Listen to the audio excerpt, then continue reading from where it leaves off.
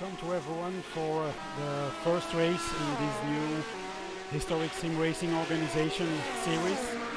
A series we all know very well because we already used it some times in the past, the Formula 1 1979 season.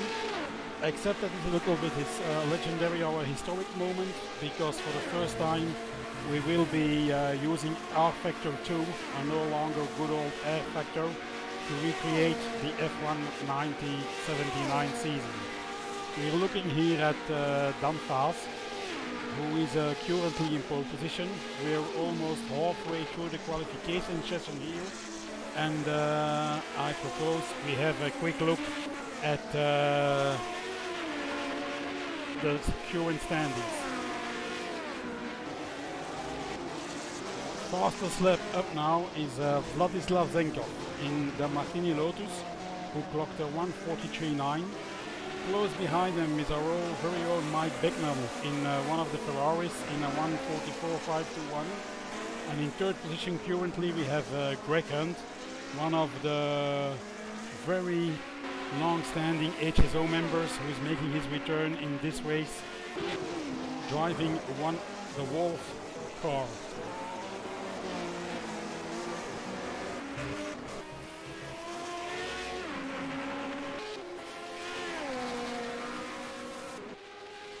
But it seems that Greg has blown his engine. There's a lot of smoke coming out of that Cosworth engine. Talking about engines, the field today is almost entirely powered by Cosworth engines. These were the late 70s, where you had factory-backed teams like Ferrari and Renault having their own engines. Alfa Romeo was also part of that branch. Then there was Brabham, who had Alfa Romeo engines, and I think all the others were basically on Ford Cosworth engines. So you basically in those days build a chassis, you went over to Ford and bought a Cosworth engine, put it in the back of the chassis and went racing.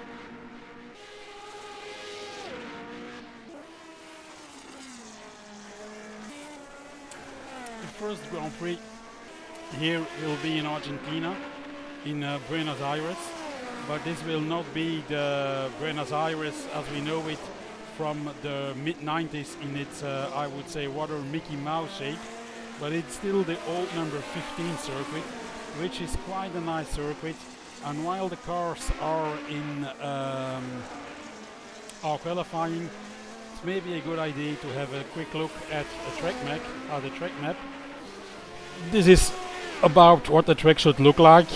We have the start-finish, which is a pretty short straight, and which leads immediately into quite a fast right-left hand turn, the S del Ciervo, which is taken at just under 200 or around 200 kilometers an hour. In the real race, that turn was the scene from an accident between Jody Scheckter and John Watson on lap 1, which eventually required a restart of the race.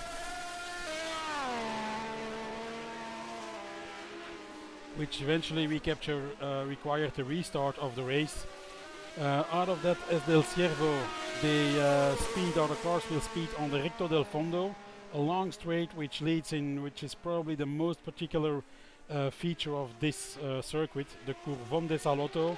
It's a very, very long right-hand turn which turns the cars 180 degrees back towards the infield, and you enter it almost flat out, and then the track starts to turn into you, and you have to shift back to forth onto the Ritta del Lago, where the cars probably will reach their stop speeds, into a quite fast chicane, Chicana de Ascari, onto a short straight which then leads into the much twistier infield section with a left-right combination, a double left, and then the toboggan, a left-right. Pretty tricky turn because the track drops away there, so you really have to watch out, and if you're not careful you are likely to lose the car there.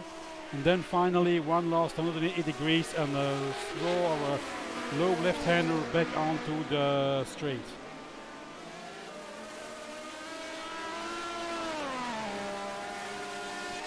So Greg has retired his car.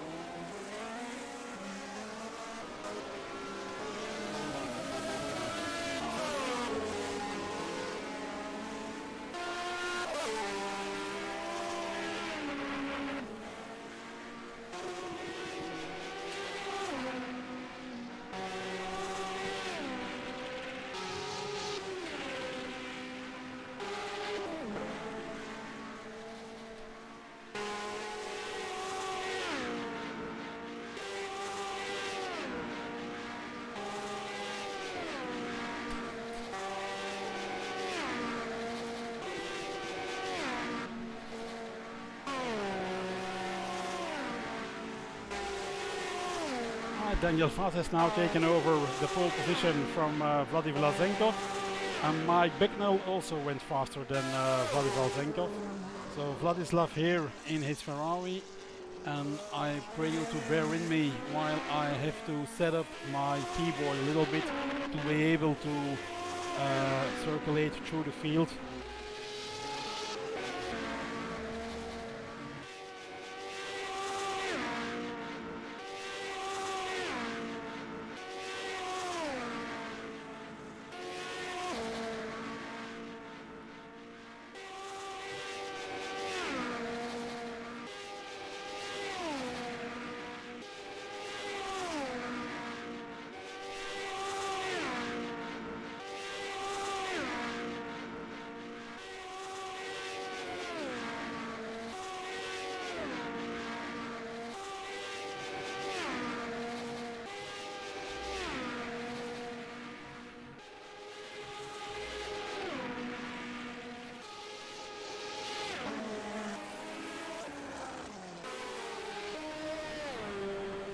Daniel Vaz in the Renault, currently on pole position, but I think Vladislav Zenkov will have other ideas about that and will be giving everything he has to better that time of than Daniel Vaz. Let's have a look at, and in the meantime I also see, no, that's not Mike. Oh, there is Vladislav. He's effectively using or trying to use every square inch of the track and even a little bit more.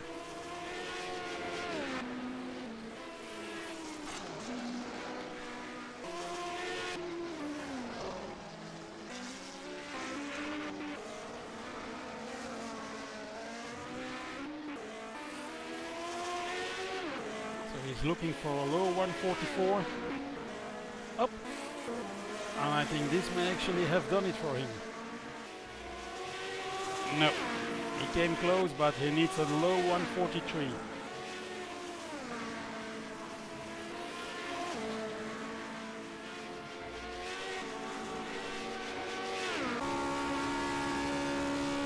And we can now ride with Vladislav to have a better feel for the track. This is the very long 180-degree turn I was talking about earlier. You see how fast it is. You really have to position the car well to have a fast exit here on this long straight back towards the infield. And Vladislav is now getting a very good tow from one of the Aeros cars, it seems, into this pretty fast chicane called the Variante Ascari. Back on the throttle again, and then it will be everything on the brakes to break the car down for this slow 180-degree turn, a hairpin that turns the cars into the infield. The hairpin is immediately followed by this left-right, and then there's a double left-hander. This is pretty tricky.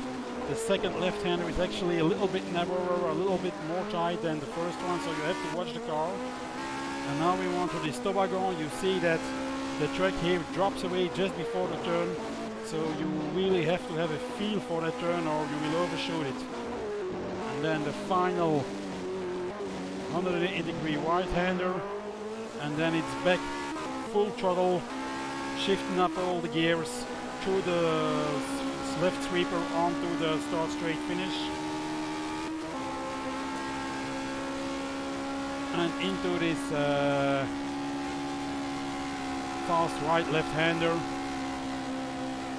back on the first straight that leads to the very long left-hand turn.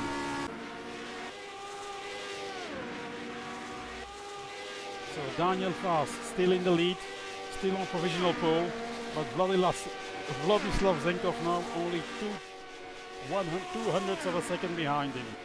Mike Bicknell still in third, about a half a second behind those two fast guys.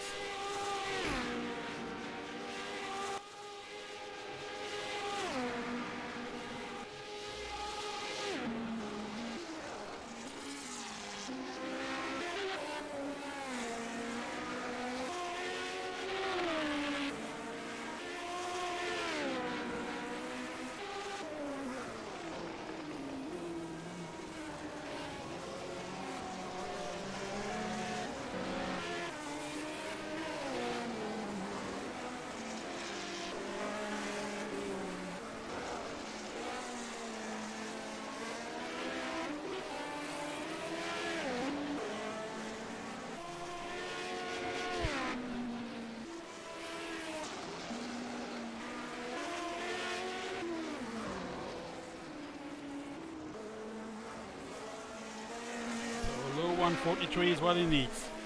I don't think this will do it. Oh, this should have given him a provisional pole again. Yes, indeed. He's now about 0.3 of a second faster than Daniel Faust. Let's see how Daniel reacts to that.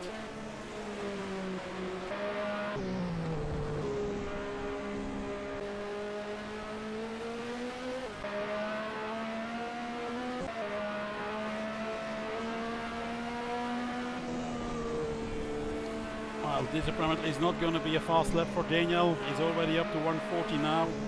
So he still has to take the last hairpin. So this is probably a warm-up lap. And I expect him to go into full attack modus now to try and better that very fast time of Vladislav Zenkov in the Lotus. Here goes Daniel in the Renault Turbo.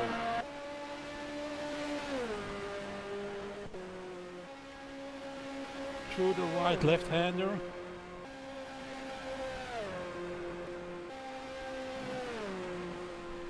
In real life the Renault was or had the reputation of being, oh, and Daniel abandons that lap, so that will not become the new pole time.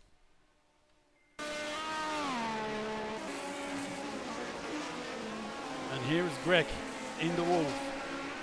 Now if one driver is always spectacular to watch, it's Greg Hunt. He never drives 99%, he never ever even drives 100%. He's always driving 110% and often a little bit more. Look at him throw that Wolf from left to right.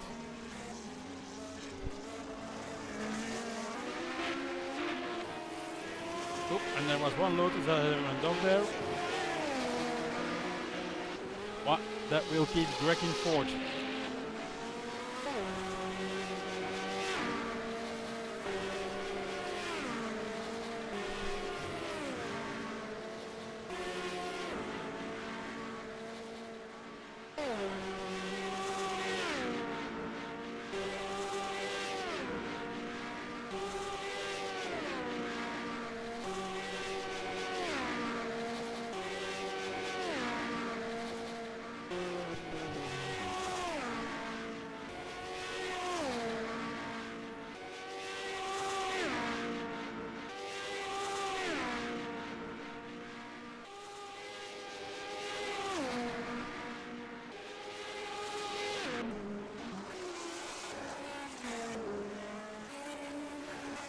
Yeah, Greg is using every inch of time. Oppa! Oh! Hola! That Wolf went flying. Well, talking about flying cars, this may be a good occasion to talk about what these cars really were. 1979 was really the beginning of the ground effect era. Lotus had made the Lotus 79 in 1978, with which Mario Andretti won the World Championship. And the 78 was actually the first Formula 1 car that completely integrated down effect in the concept or the design of the car. The concept proved so convincing, Lotus winning or really ruling Formula 1 in 1978, that for 1979 almost all the teams had been trying to develop ground effect cars. Oh, and there's an Alfa Romeo spinning just in front of a Ligier. The Ligier is Belgian driver Gérard Rion, one of the other very long-standing members of historic sim racing down here. Gérard is driving Jacques Lafitte's Ligier, which was the car that won the real-life race here in Buenos Aires back in 1979. Everybody expected the Lotuses to be dominant, but as it turned out, this race was actually a full French weekend for Ligier. Both Jacques Lafitte, who drove this car, and Gérard Depailler were very, very competitive in their Ligiers.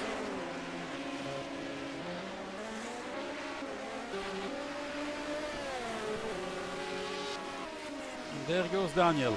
Would he now make another attempt to better that time of Vladislav Zenkov and grab back the pole position?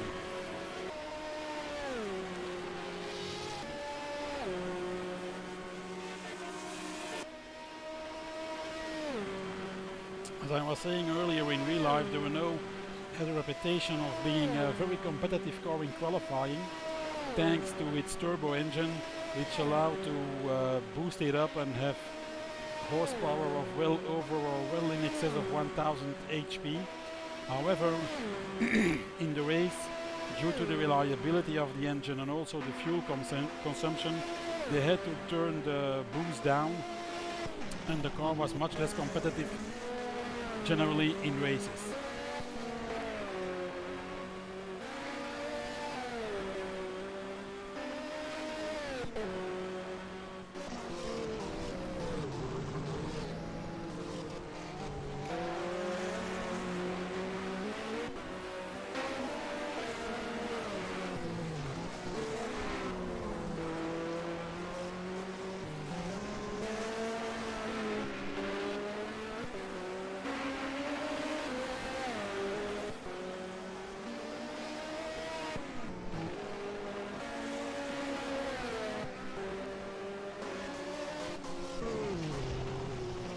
Let's see what Daniel does.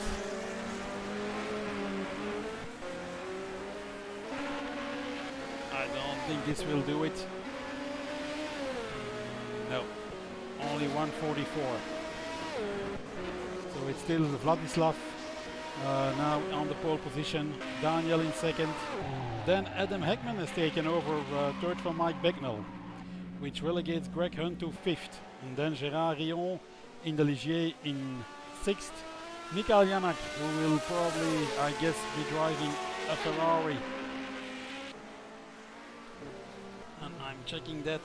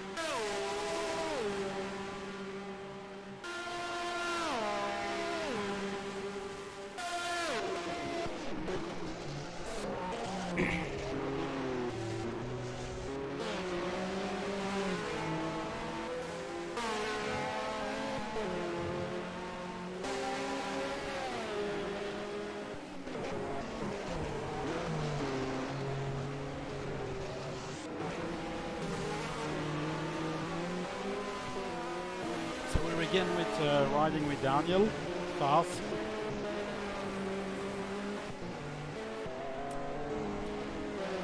He's an American driver, driving for a French team. So I guess those briefings must be quite interesting.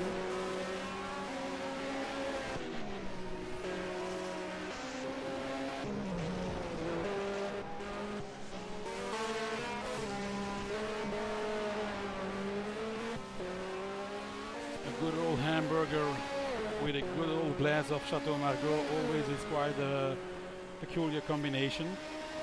Some think it's the best of both worlds, who'll say. And there goes Daniel, still in second, now trying to better that time of Vladislav and grab that pole back. Up, and as we were saying earlier, the reliability of that Renault Turbo was not really what it should be in '79. They were still developing the car, and Daniel just illustrated that by blowing up his engine. And Greg is out again. Talking about the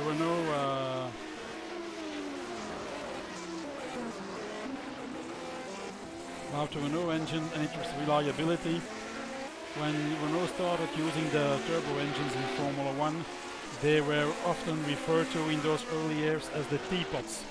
Teapots because they siffled, because of the turbo, they whistled like a teapot on the steam, and then when they blew, there was a nice white smoke on top of them.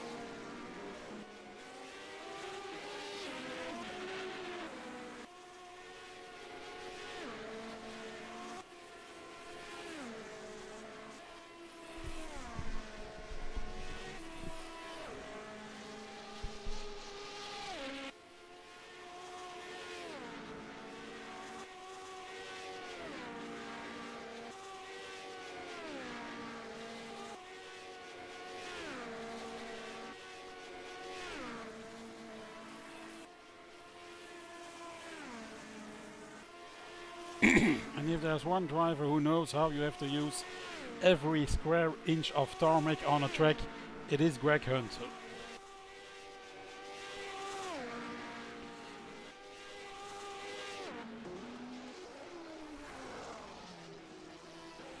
And here we uses even a little bit too much of tarmac, I think, because I don't think that was really a very fast line through there. But Greg keeps on pushing.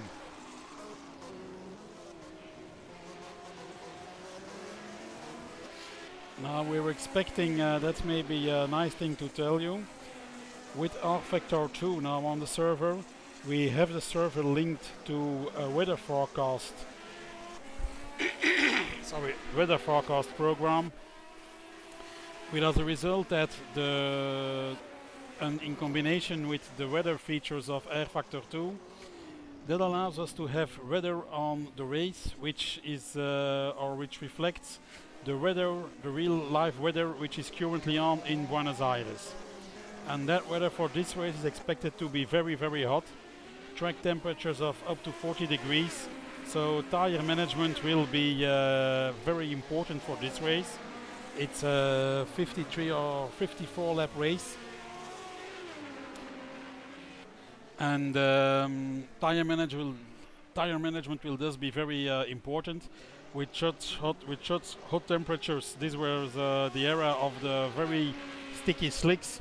But when the temperatures or when they went too hot, they lost all grip and they became very tricky to drive. And I'm a little bit afraid that the driving style of Greg will not be very beneficial in that respect.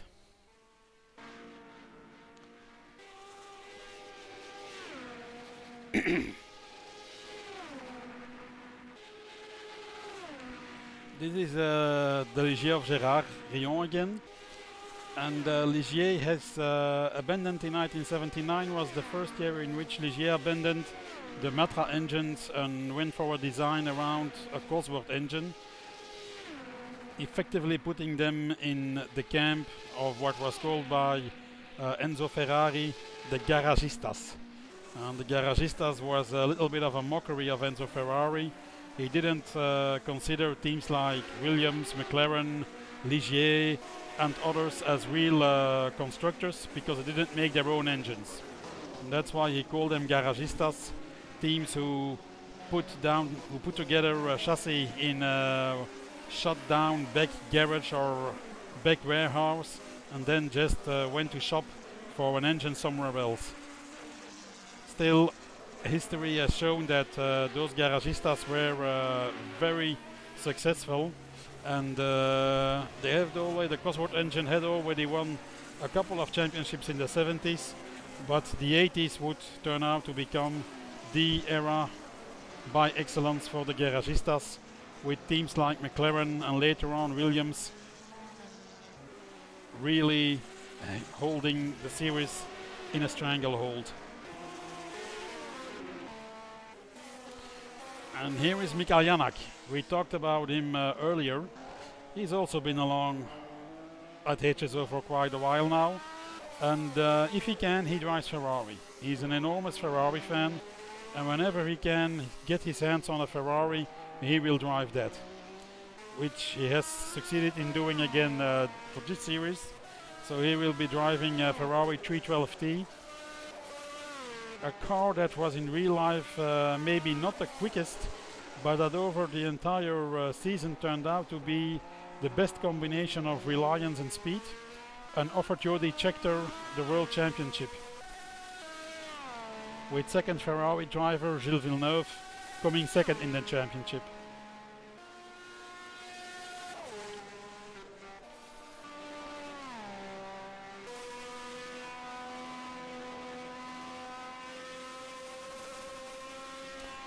And let's just enjoy the sound of that V12 and the beauty of rFactor 2. Talking about the beauty of rFactor 2, I have to honestly admit that this is the 104 up the grade. Up, a heavy accident of a Ferrari, of an Alfa Romeo, I think. Wow, too late. So as I was saying, this is the 104 update of the Buenos Aires track, and I must honestly admit that I kinda prefer the 102 version. But then again, that's only my taste, and that may be different for other people. Anyway, the scenery around the track is now much more sandy, much drier, which seems in line with the very hot temperatures that we expect for this race. It's almost like driving through a desert. And Mikael is now losing a little bit of time with an ATS. And I think that's the ATS driven by Brian Jenick.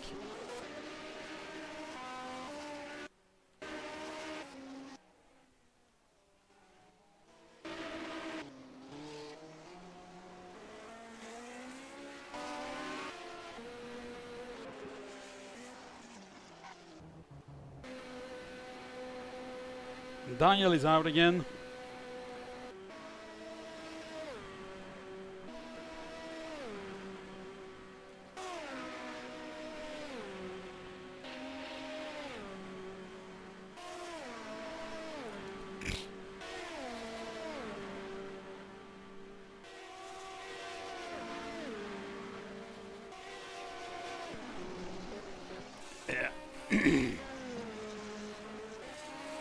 And there he will be losing a little bit of time, yeah, and he spins. Car in front of him was the Rebaco, which was actually a 1978 Lotus, acquired by Hector Rebaque and rebranded in Tin Rebaque, and which down here at HSO will be driven by none other than Swiss driver David Junt. And there is Brian Jenick. We were talking about him earlier. Brian is a Detroit. He's from Detroit. He's often called the Detroit Menace. And over at another league, he's doing a Formula 1 1991 season, where he's driving a Minardi, and that season has so far been quite good for him. He finished second in the first race at the street circuit of Phoenix.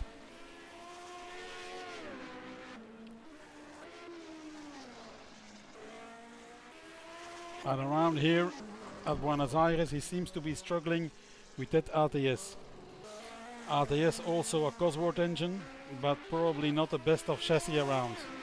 Still, Brian is one of those drivers, a bit like David Junt, who does not necessarily qualify very fast, but as of 75% of the race dispensed, he is often there, just outside of the points, but often also just inside the points, taking valuable points home.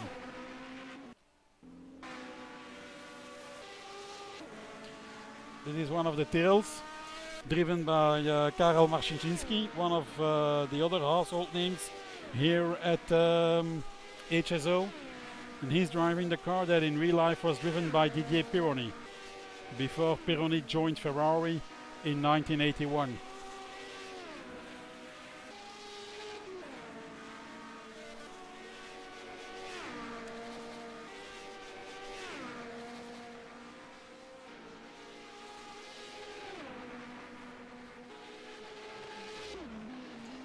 So, quick look at the standings. We still got Vladislav on pole, Daniel Fahl still second with the Renault, Adam Heckman,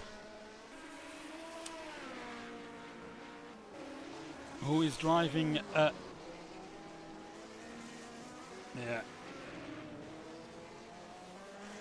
who is driving a Williams in third, Mike Becknell with the first Ferrari in fourth, Greg Hunt on Wolf in fifth, Gérard Rion Ligier in sixth, Mikael Jalak on the second Ferrari in seventh, Paul Velasco on the second Lotus in eighth, Paulo Rodriguez, Steve Parker, Bruno Chacon, David Junt, Vaclav Burda, Evgeny Formin, Georgi Koltsov, Gio Nuvoli, Thomas Maturek, Karel Marzinski, Claudio Navone, Brian Jenick, Honza Mild, Mick Chapman.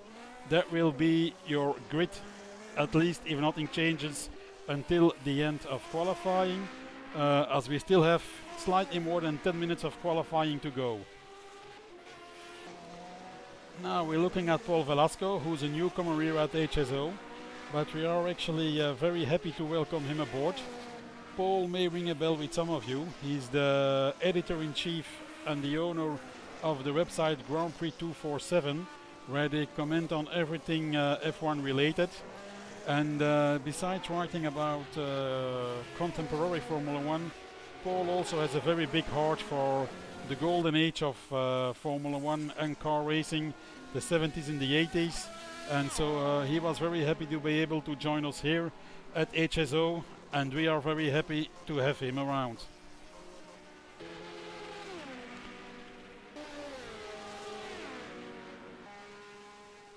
Up, and Mikael has now turned the sixth fastest time, so he jumped 2 cars. He went past Gerard.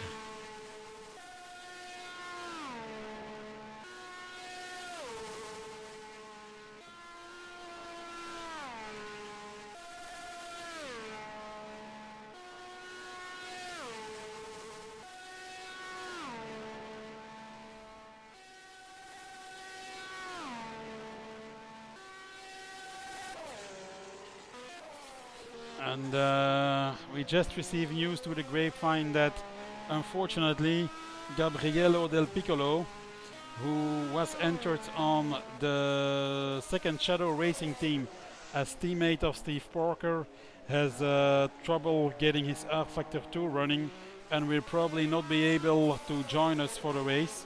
Sorry to hear that, Gabriele, and well, I wish you very good luck for the next time. Hope that you will be with us next time.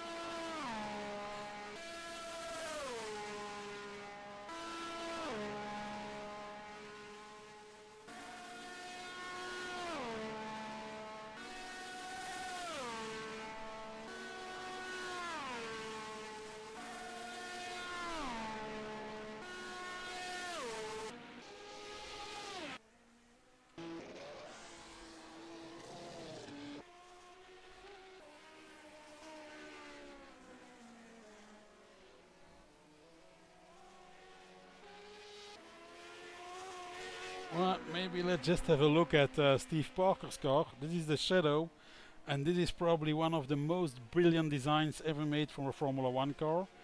Its main sponsor was Samsung, and Samsung, for those of you who are too young to have known self-rolled cigarettes, Samsung was tobacco with which you could make your own cigarettes, and so they sponsored Shadow, and the tobacco they sold, or it was always packed in packs with a very big lion on it, and so the lion is here also on the car. We're now looking at Paulo Rodriguez, who's driving the first of the Brabhams, the Alfa Romeo powered Brabham. A very sleek design and a fantastic power plant, or at least a power plant producing a fantastic sound behind it, but not necessarily the most competitive package around.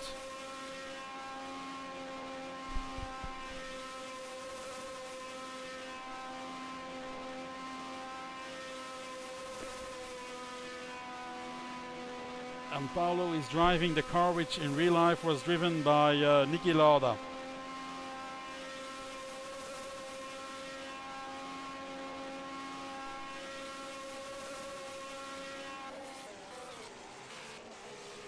I see in the comments that the cars look a little bit squeezed. We will try to solve that while we're in the warm-up.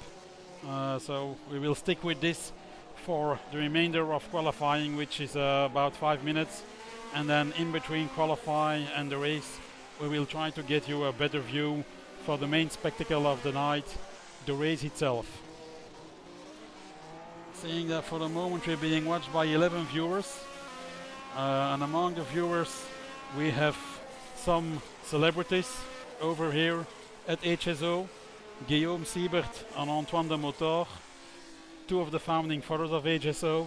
So welcome Guillaume and welcome Antoine. J'espère que ça vous plaît.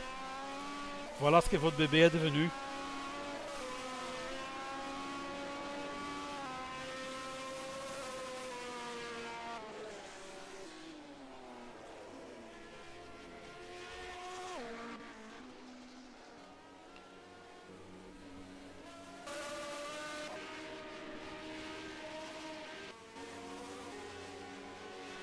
It seems that the fast runners are now staying in the box and waiting the end of qualify.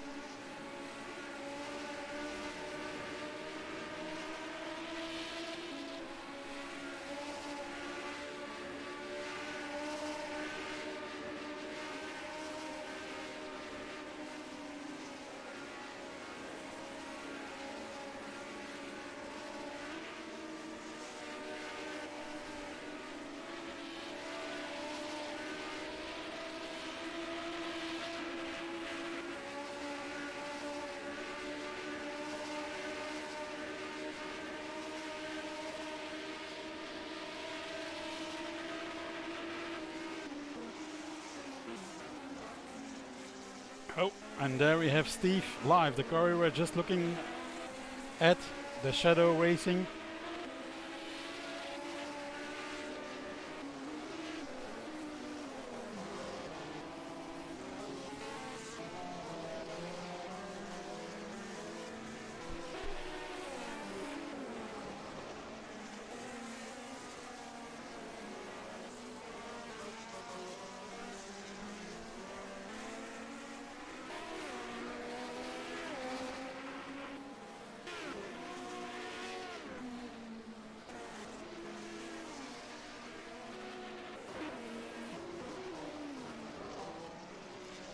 Well, the dying moments of a qualification session are seldom the most thrilling, and it's not different today here at Buenos Aires.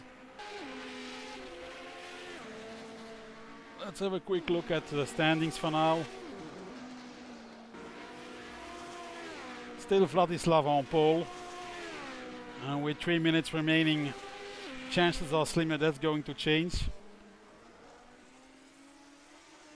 Well, Adam Heckman, who is in third position and driving the Williams, is going out.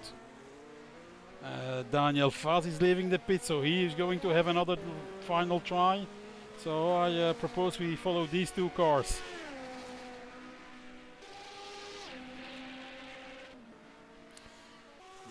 (1979) was actually the first year where the Williams formula started to really work. Williams had Patrick Head on board to design their cars back then, and this was one of the designs that really started working. They had their drivers in real life for this season were Alan Jones, whose car is driven here by Vaclav Burda, and Clay Regazzoni, whose car has been driven by Adam here. And 79, I think they had some first wins, but they would then go on in 1980 to become world champion with Alan Jones. And then of course they entered a very successful period with turbo engines in the back, with drivers like Nelson Piquet and Keke Rosberg. Piquet becoming world champion for them in 1987. They then switched to Renault engines, and they were the team to beat for almost the entire middle section of the 1990s. But so this was the beginning for the Williams success period, just as Adam is here about to begin his fast lap, which will be probably his last attempt to go one better in the rankings. And one better for him is either second or pole position. He's off. On to that very first left, right left combination. You hear the barely lifts, and the trick here is to be sacrifice the first part a bit to be fast through the left-hander and then build up speed on that straight. And then into that very, very fast, very long right-hander. This is really a fantastic turn. I'm pretty sure that this turn will produce a lot of action in the race. Onto the back straight.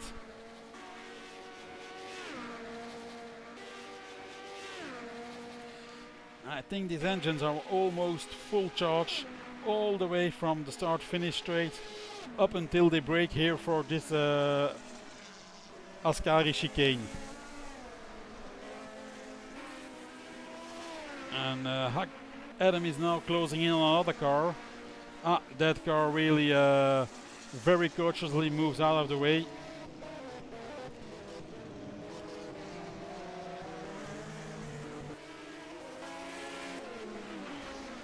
That was, I think, the Merzario, driven by Mick Chapman.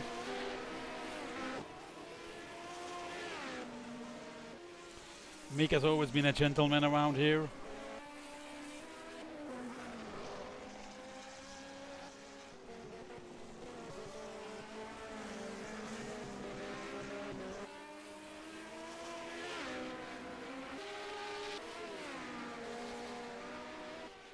And that was turned out to be quite a slow lap for Adam.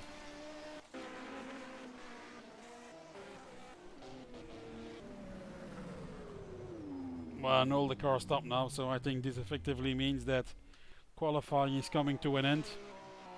Yeah, the checkered flag is also being given to the cars. So qualifying down to 0. On pole position, Vladislav Zenkov on Lotus. Second, Daniel Faas from America on Renault. Third, we will have Adam Heckman, and so on. I will walk you through the grid as the cars will be doing their warm-up lap. We will now first go to warm-up, during which the drivers will have their debrief. And during that time, I will try to resolve the little squeezed car problem we are experiencing for the moment.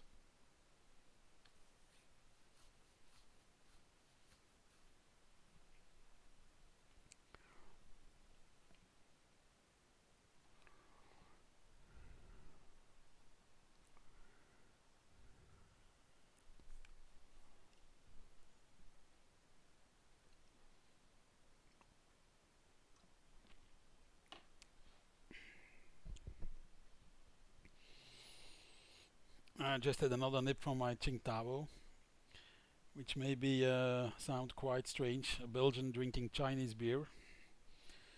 Well, I had Chinese for supper, so that explains that.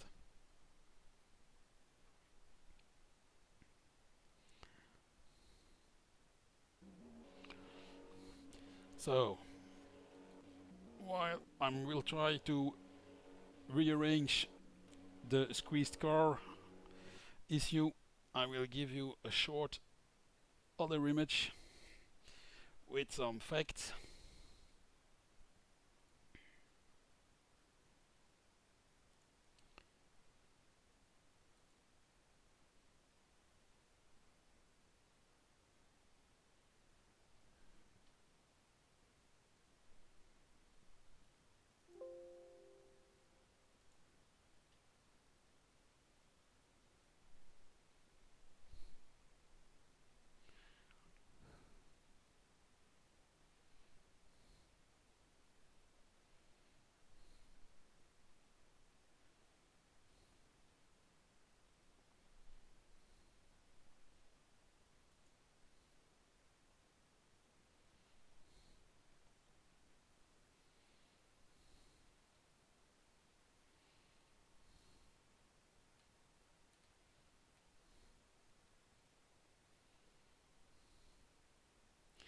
So the drivers are now receiving the warm-up or the instructions for the race.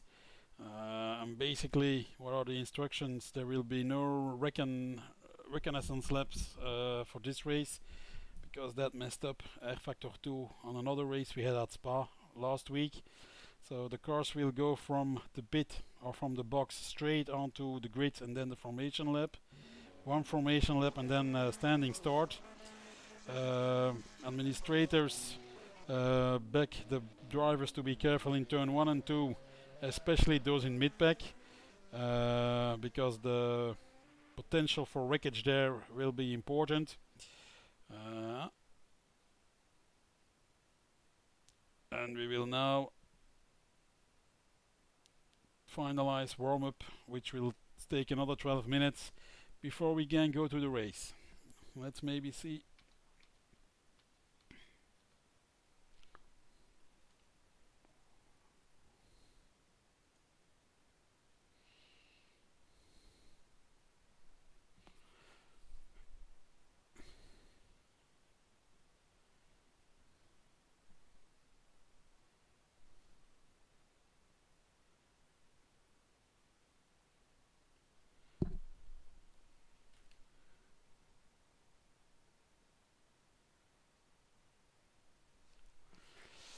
No, let's see whether there are cars on track. Well, Paul is driving, so let's stick with him for a while because I think he's actually the only car out on track for the moment. He's just turned into the infield here, negotiating the double left-hander.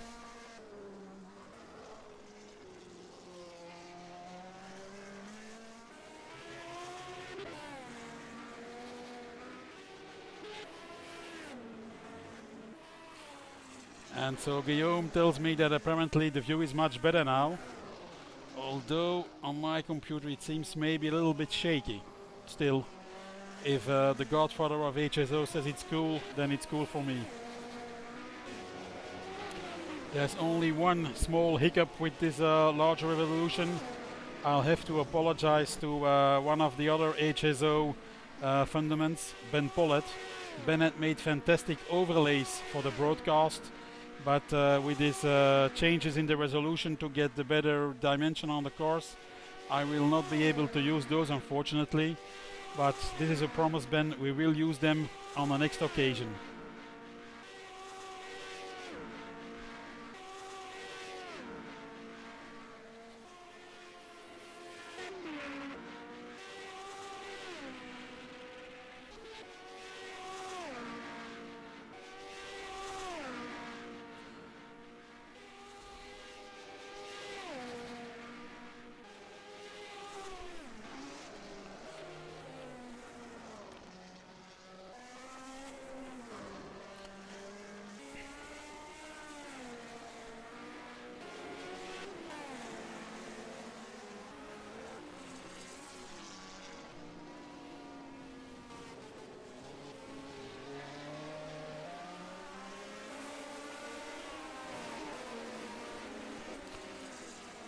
Well, warm-up is not exactly the most thrilling part of a race weekend. So I suggest we just have a look at the beauty of R Factor 2 from sunny Buenos Aires down in Argentina in the very south of South America.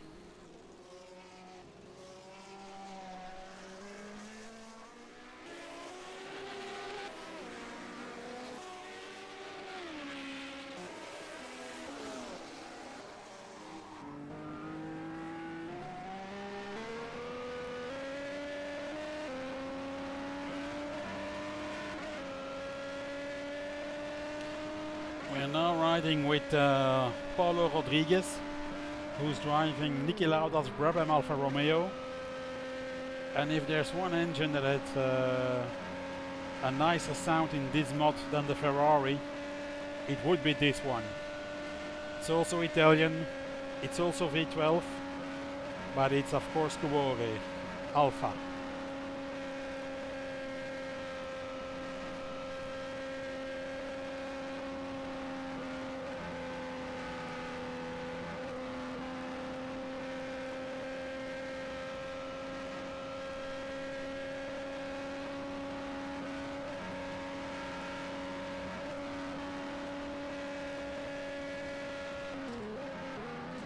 difference, of course, between this engine and the Ferrari engine is that this is a V12, whereas the Ferrari is also 12 cylinders, but it's a 12 boxer, so a flat 12. Two 911 engines mixed together, of course. Would be very surprised that Ferrari would have gone and take a Porsche engine. Actually, the Ferrari engine in the Formula 1 car here was the engine that was also in the back of the Ferrari 512 BB. So if you're ever lucky enough to have the necessary funds to get your hands on one of those cars, which are now becoming very sought after, you may praise yourself lucky that you're driving the same engine as the one that Gilles Villeneuve and Jody Scheckter were driving in the races in 1979.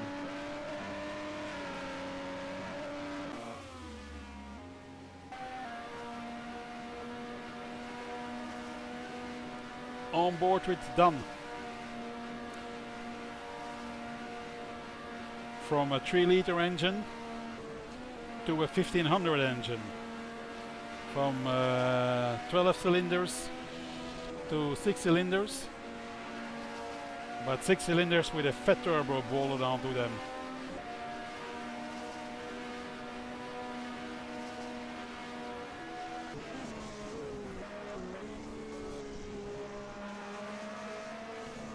And I think just in front of them we have Karel Marchesinin, who's driving the Tyrrell, the Pironi Tyrrell. And if it's okay with you, I think I will just refer to Karel as Karel.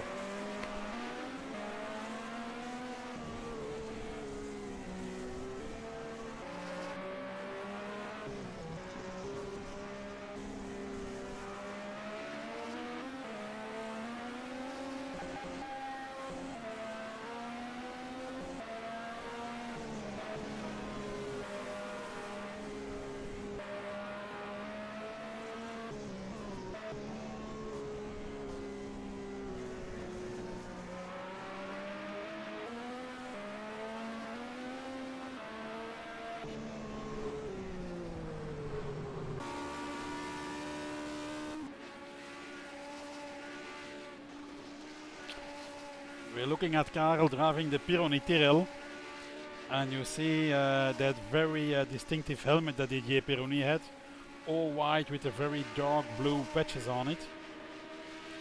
I once read a book about Formula 1 with 5 or 6 of the stories that are part of the Formula 1 history, and one of the stories obviously was the tragedy between Didier and Gilles Villeneuve. And I read in the book that when Didier Pironi got married in 1982, apparently at that time he lived in Neuilly, just to the north of Paris, I think. And there was a young burgomaster there in Neuilly, a young mayor. And the mayor absolutely wanted to be present for the marriage of that Formula 1 driver. And the mayor was a certain Nicolas Sarkozy, who would later go on to become the president of France.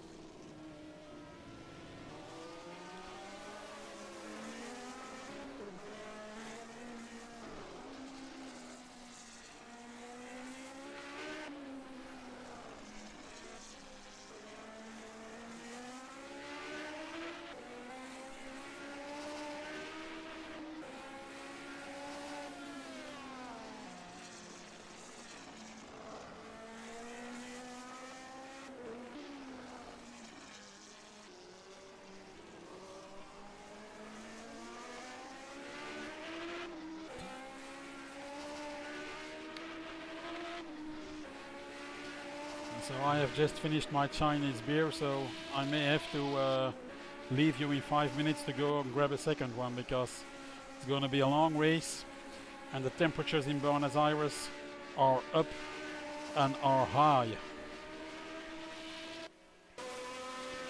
The Jody Scheckter car, our very own Mike Becknell, giving it everything he has.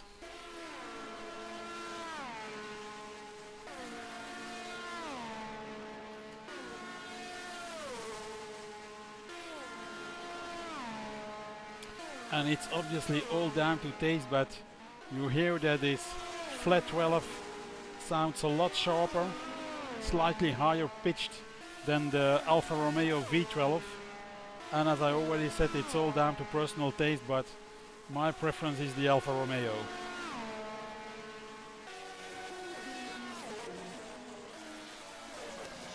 I'm seeing on YouTube that we got 15 people watching us now. Well, thanks all for watching us. We should be on our way for the race in about 6 minutes.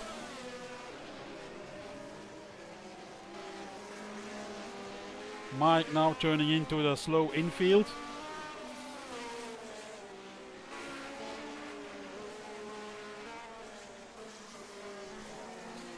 Maybe the warm-up is also a good moment to talk a bit about other things that will be happening here at HSO in the near future. The next event after this race will be HSO Gold Star race at the Norris Ring. That will be this Wednesday actually, February 5th. A race at the German Norris Ring, which one driver with whom I raced in a pro car race there once compared very accurately to NASCAR short track racing but without banking. And the event will run the DTM 1987 cars, which includes such legendary cars as the BMW M3 and the Ford Sierra RS Cosworth. There are still quite some cars available for that race. So if you want to participate in that race, head over to the Historic Sim Racing forum and ask for a car. If not done yet, register first and ask for a car. There's still quite some goodies available. Now we're going to look at Steve with his fantastic shadow design on his car. The Roaring Samson Lion. Samson actually was a Dutch brand, and they sponsored Shadow because the real-life driver of the car was none other than Jan Lammers, probably the most famous Dutch Formula 1 driver until a certain Jos Verstappen entered the scene.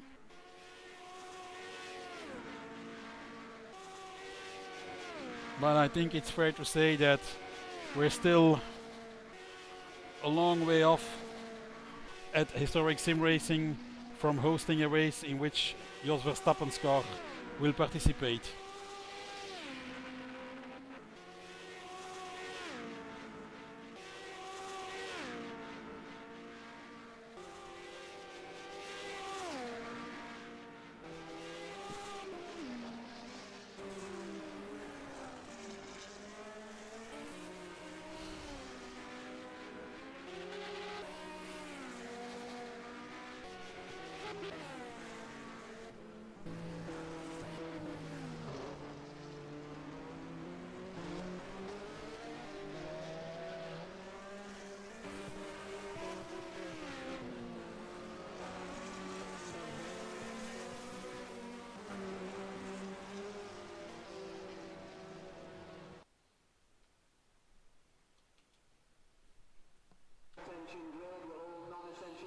So, the admins have switched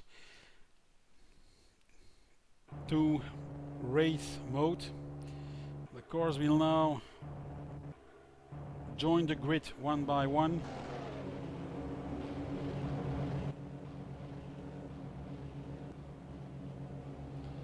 I will select the view that I will use to walk you through the grid once they're doing the warm-up lap.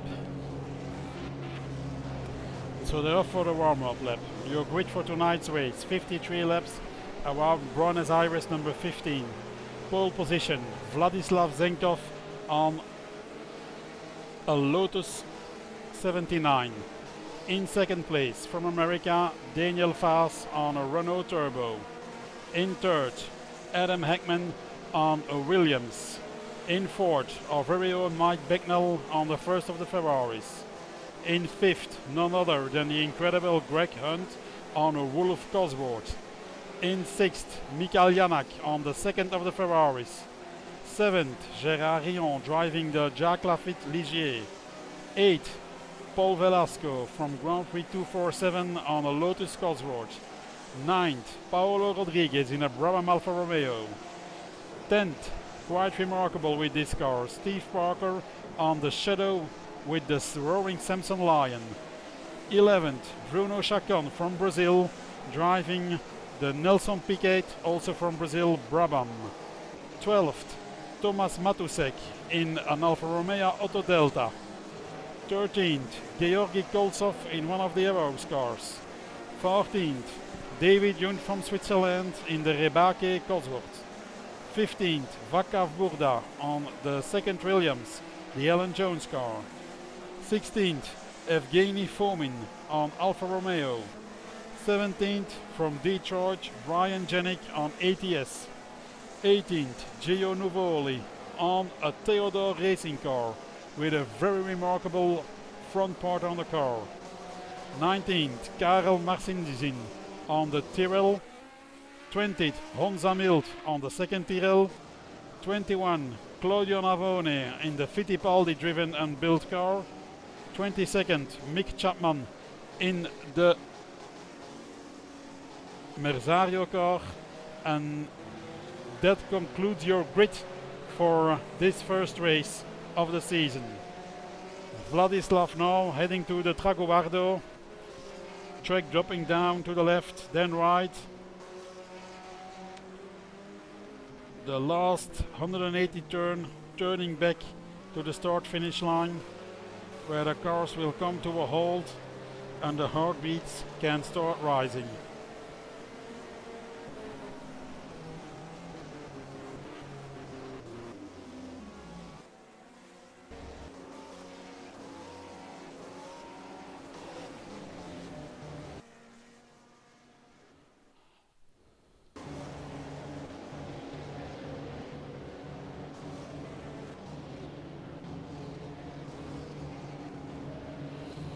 Cars are lining up.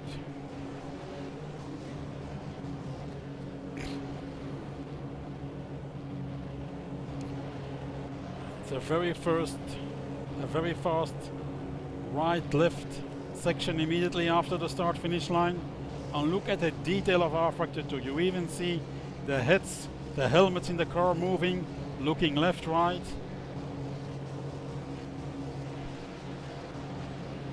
Green flag is up. We're under starter's orders. The engines are revving and they're gone. Immediately a very good start of, Mike Becknell shoots through the field into second. And he's coming down to challenge Vladislav. He's really gonna get him. Whoa, no. Mike cuts off. He steps out, probably a wise decision. But so, apparently, and there is a little bit of problems in the back. Almost the entire field made it through except here. It's one of the Alphas.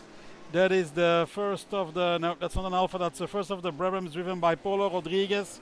And one of the, there were some cars off here. Well, I think that Brabham had a lot of smoke, so I think that will be a toasted engine. Yeah, that's finished. 2 cars out of the race. But so, just as in Imola, immediately Vladislav into a strong lead. And Downfast is now behind there, challenging Mike Becknell. And that seems like a very nice battle for the moment.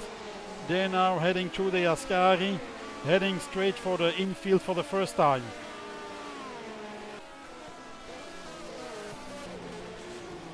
Oh, and Mike overshoots the hairpin. That's gonna cost him places.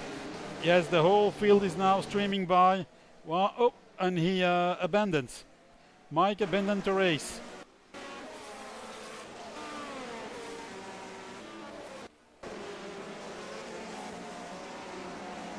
And Daniel Faze spun.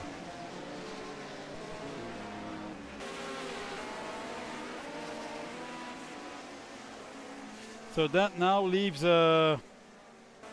Vladislav in an already very lonely lead, with in second behind him none other than the incredible Greg Hunt. I have all admiration for Greg's driving capabilities, but I don't think he will be able to catch Vladislav with his poor wolf on this fast track. Vladislav being in a Lotus after all. Oh, and there's a pace car out. Yes, we have a pace car out. Oh, and Greg apparently has not gone on the concept of a pace car. Well, that looks very much like a Back to the Future pace car to me. But so we are on the pace car. 2 laps are driving the second lap behind the pace car. And with these engines, with this heat, if the pace car stays out too long, these engines will not get cooling as they don't reach their top speeds. So we might see some more engines go up in smoke.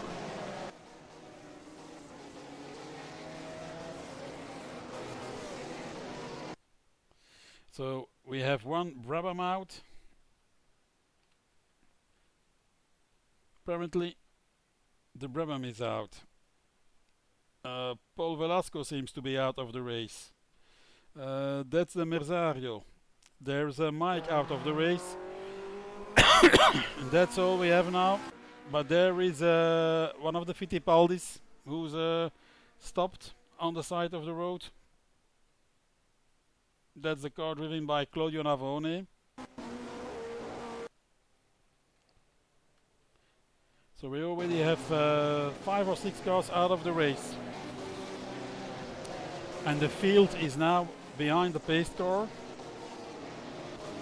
So we have in the lead Vladislav Zenkov, followed by Greg Hunt. And Greg behind Vladislav. That's going to be a quite interesting restart once the pace car drives back or comes back into the pit. Adam Heckman on the Williams in third. Gérard Rion, Ligier fourth. Steve Parker fifth for Shadow. Very, very strong performance. Michael Janek, Ferrari, sixth.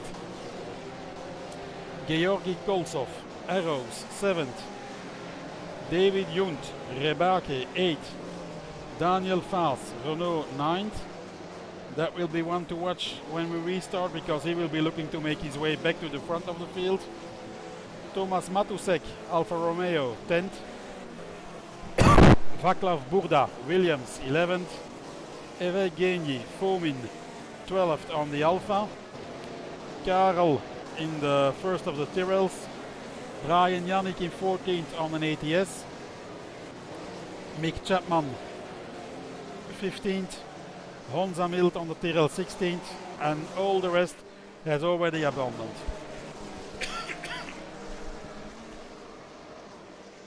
And Honza now into the pits.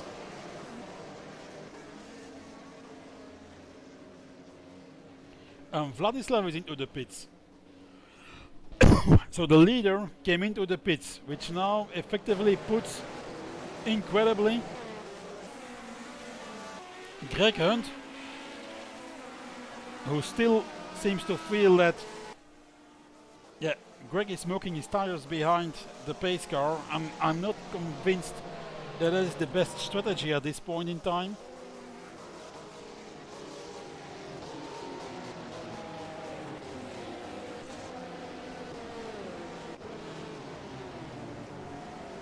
Whoa!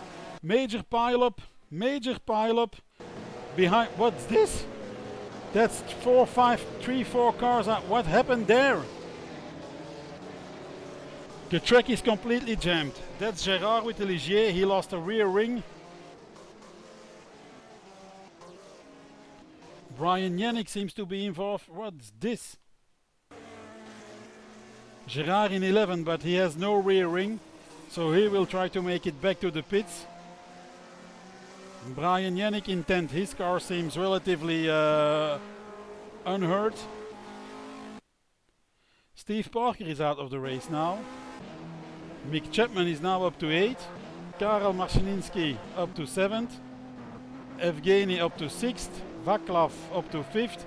Michael Janek, Thomas Matusek, David Junt to 2nd. Hackman. What's happening here?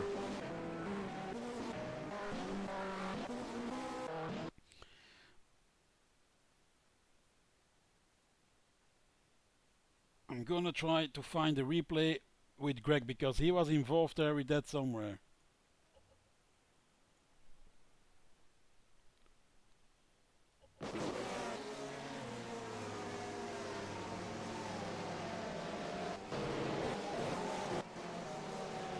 So this is where the point where Greg takes the lead as Vladislav goes into the pits.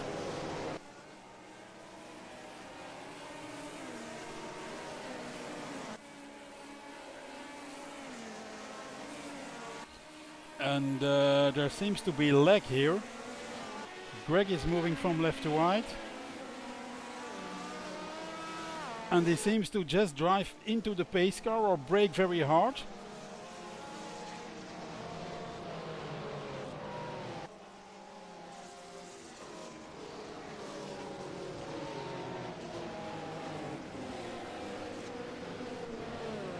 Greg stops, then Gerard hits him, and then another car, Greg for some reason stops and then Gerard hit him.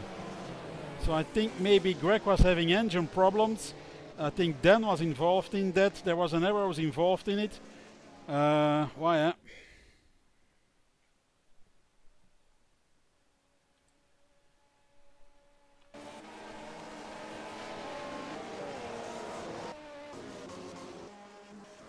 And here is Gerard struggling to get back to the pits without front ring and without rear ring. That's going to be a tough battle. And I'm far from certain that his Ligier mechanics will be able to repair that. And this is the view now from the pits. It's rush hour in the pits. And it's still safety car out and full course yellow. And I think actually the admins have called the race or brought the race to a halt.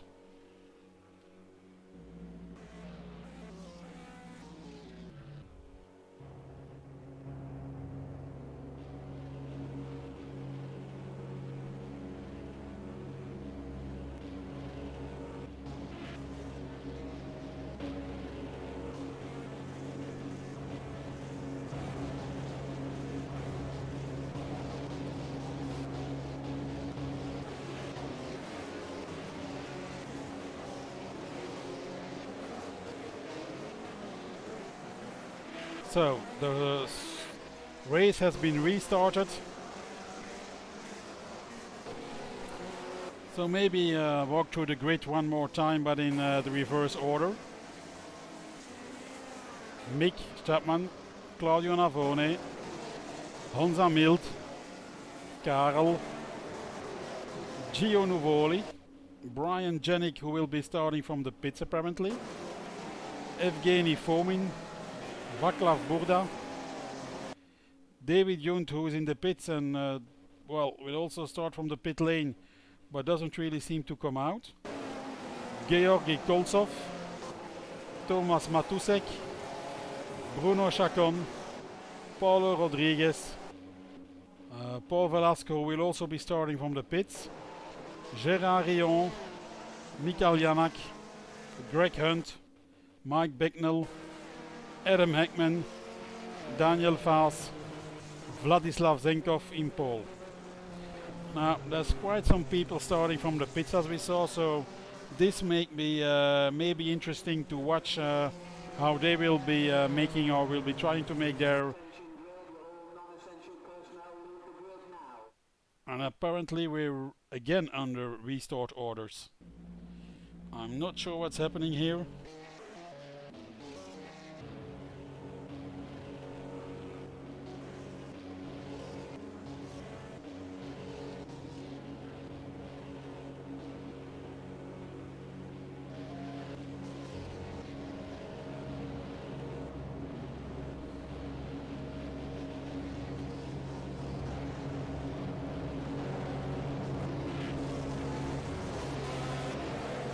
So yes, they restarted the race because there were too many drivers who were stuck in the pit, and so now we should have a full grid.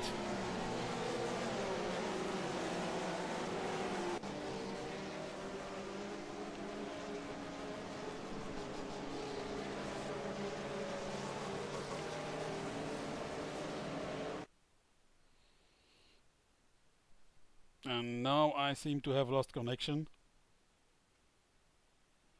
I'm not sure whether this is down to the server or down to me.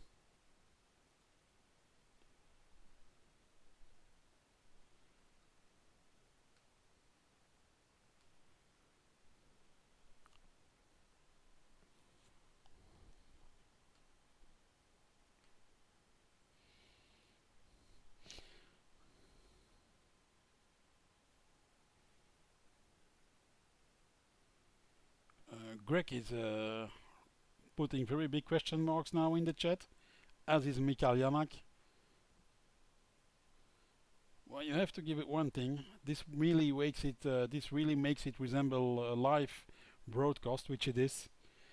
This is really like watching a World Cup match in the late 70s and connection being lost every few times, or a Grand Prix for that matter.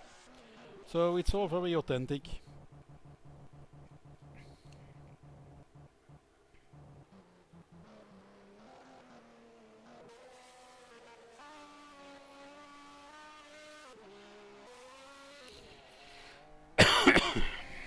So apparently now the server has been reset, and by doing that or the server lost the qualify results, and Mike is now running a file to get the qual results back onto the server, and then we should be able to get racing. But everybody needs to get off the server now. So I'll quickly post a message on the forum for Steve to come back. Hopefully he will see this, even if chances are pretty low.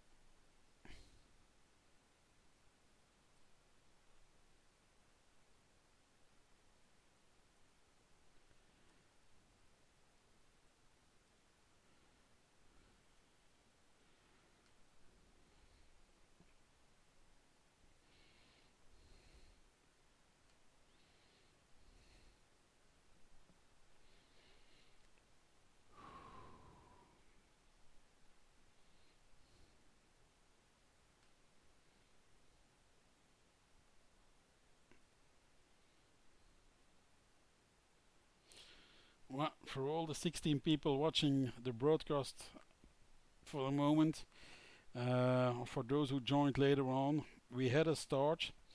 We had some accidents and off in the first and second lap, which brought out the pace car, and then there was a big pile up behind the pace car, and the race was restarted. Then the server was reset, and we are now trying to reload the qualification results to get the race running with the correct grid. But that means that well, we're running behind on schedule. But as I've already said, this only makes it more authentic and more 70s. Back in the 70s, live broadcasts were not as stable and not as much asserting as they are nowadays. So we are recreating that historic aspect of live broadcasts. Nothing less.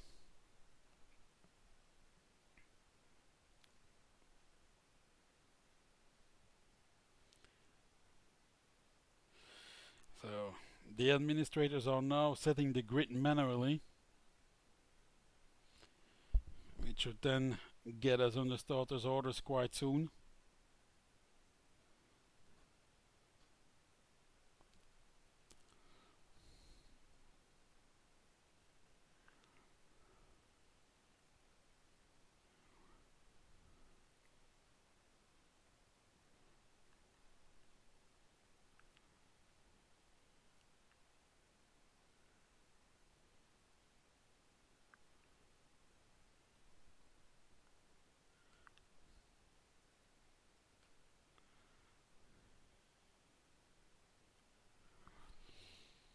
I think with all the restarts we have lost some people, but I will walk you through the grid as soon as we're riding again, and then we will see who we have lost and who not.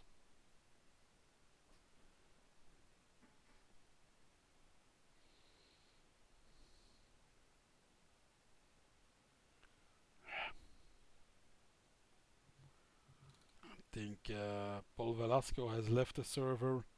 Steve Parker has left the server, so we're down to 20 drivers now.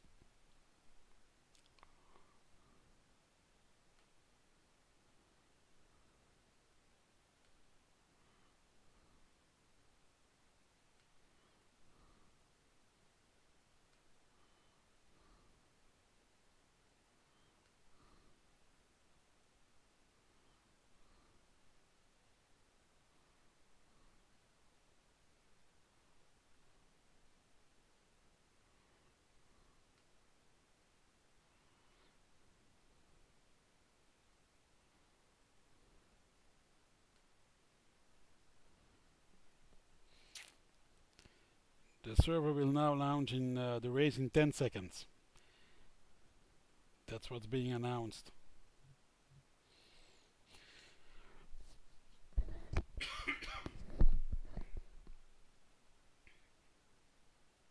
Attention grid, all non-essential personnel leave the grid now.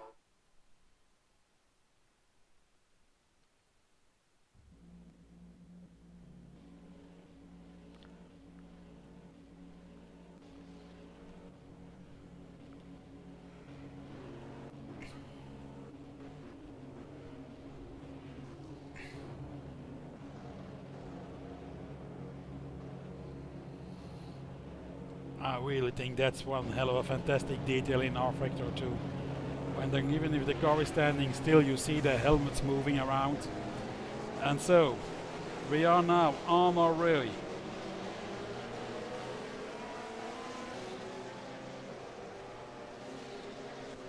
For what, let's hope, will become the start of the race. Vladislav Zenkov from Russia on Lotus, still on pole. Daniel Faas, Renault second. Adam Hackman on Williams. And Mike Becknell on 4 in the Ferrari is already doing acrobatic stuff in the warm-up lap. Aye, Mike. Greg Hunt in 5th. Mikael Janak in 6th. Gerard Rayon in 7th, and we see there Mike who's trying to regain his 4th position. We then switch to Paulo Rodriguez, so we miss Paul Velasco. I think he left the server. Mick Chapman in 9th. Bruno Chacon in 10th. Thomas Matusek 11th in an Alfa Romeo. Georgi Koltsov in 9th or in 12th in the Narrows. Claudio Navone in the Fittipaldi car 13th. David Junt in the Rebak in 14th. Vaclav Burda in the Williams 15. Evgeny Fomin. And Brian Yannick is still in the pits, so I'm not sure what he's going to do. Will he start from the pits or will he remain there? And Brian, there is Gio Nuvoli 18th. Karel still 19th. Honza Milt. And that completes the field. So we lost 2 drivers, Paul Velasco and Steve Parker. And Brian Janik is standing in the pits.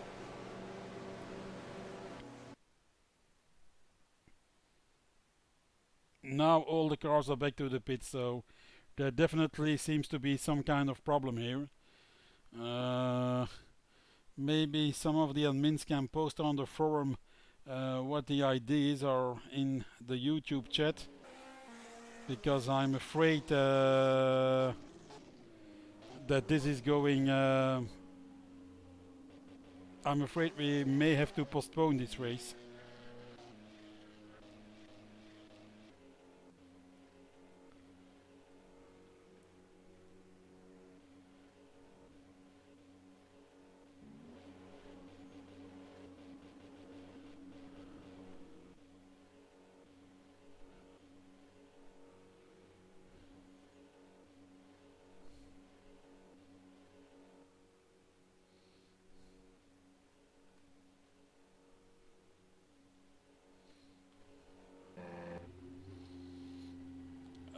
Brian is waiting to get on, but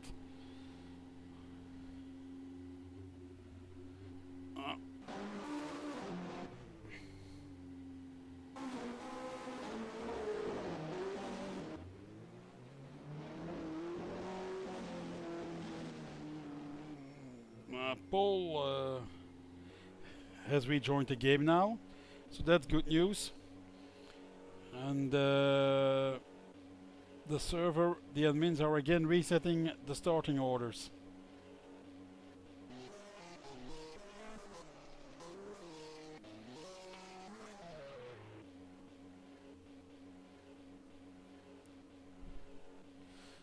Restart will now be given for the fourth time, I think, in 15 seconds. Attention grid, all non-essential personnel leave the grid now. Yeah.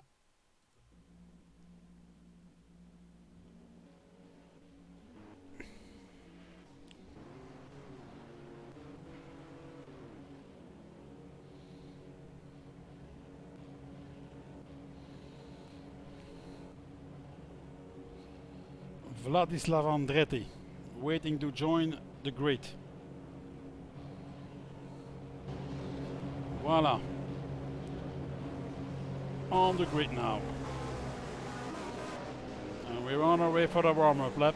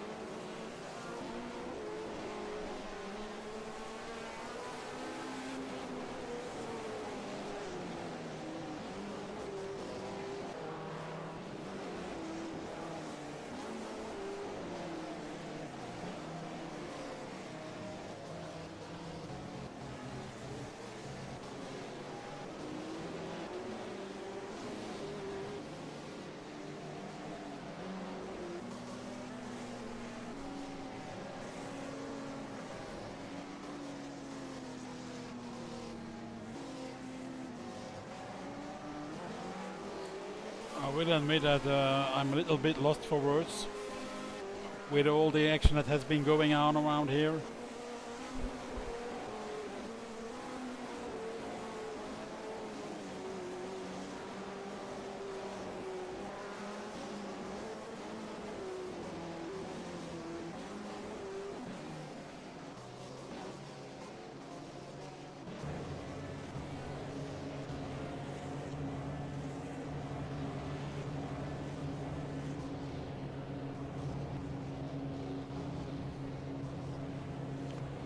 And so let's keep our fingers crossed that this time round we will be off for a real race. The grid is forming. Green flag is up. And there they go. Oh, major pile up in the back there. Yeah, that's an arrows without a wheel. That's not gonna work. Up, that's, oh, what a heavy crash there. And there's more cars behind. Paul has had a good start. That's immediately one car out. And I think that is the arrows. That's the arrows driven by Georgi. And Vladislav is now in a strong lead.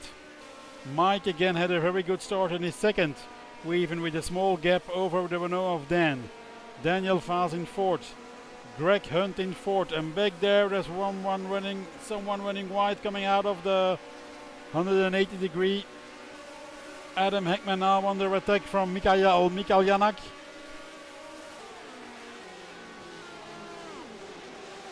And Mikael makes the move stick. So Mikael goes up to fifth and Adams back to sixth. Gerard Rion behind and David Junt already back up to eighth. Paulo Rodriguez, Thomas Matucek, Evgeny Fomin, Mick Chapman, who goes wide in the hairpin and leaves Paul Velasco up into 12th. Karel, Claudio Navone, Gio Nuvoli, Mick Chapman, Vaclav Burda and Brian Yannick, who I think started from the pits. And Bruno Chacon has lost a rear ring, so he will probably be trying to rejoin the pit and see whether he can get a new rear ring. And Honza Mild apparently retired together with Georgi Koltsov. And Vladislav is already running away from the rest of the field. He's now just started his second lap, and there's at least 10 to 12 car lengths between him and Mike in second. Mike already has quite a good gap on Daniel Vaz, who in turn is running quite alone in third. But there, Greg and Mikael are now fighting like two stray dogs. So let's watch this for a moment.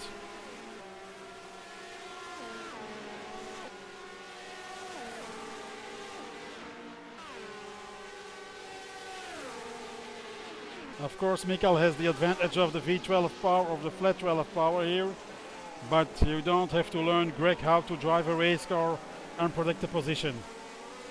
And the nice thing is that with Greg and Mikael fighting, Adam Heckman is now closing back in with the Williams. And just behind them they have Gerard Rion. This might become a very nice four-way battle.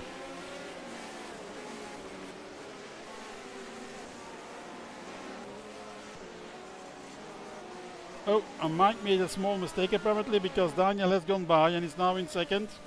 And far ahead of all the rest, Vladislav Zenkov already. Only 2 laps in the race and he already seems to be on a planet of his own. And there's Bruno trying to get his ring repaired, but that doesn't seem to be very successful.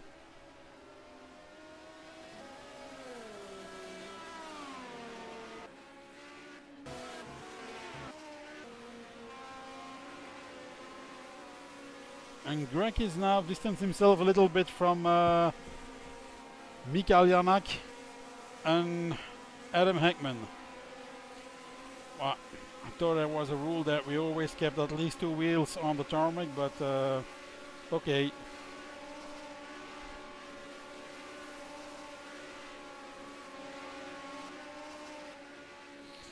Well, what looked like a 4-way battle just a minute ago is now already quite spread out. However, here on this long straight, Mikael will use all the power of the Ferrari to get back to Greg. He's closing in fast here.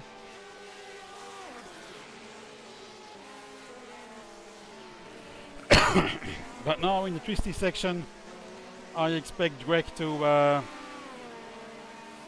edge out a little bit again.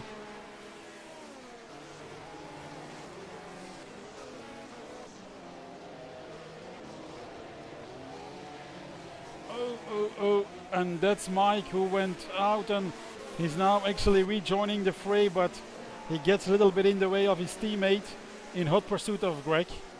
And well, as I expected, Greg is pulling away slightly in the twisty infield section. That's where the handling of the Wolf, of course, is an advantage over the Ferrari power. Well, I think Mikael is now close enough to close back in. And that was, I think, Brian Yannick retiring.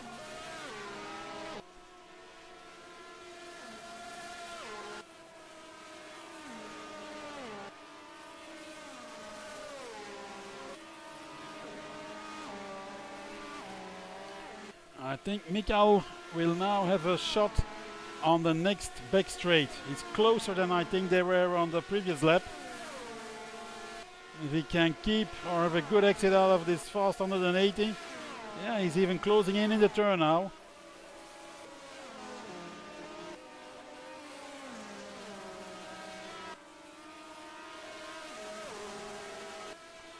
Greg already on the inside, protecting the line. Michael is on the outside. And he's passed. He just went past on the straight. Cheer Ferrari power. But now, it's going to be interesting to see how Greg will rebuke or respond in the infield. I expect him to be all over that Ferrari. And behind them, Adam is trying to get past. Oh, Greg overdid it here. Oh, he's spinning. Now Mike is through. And Heckman, oh, there's touch. And oh, no.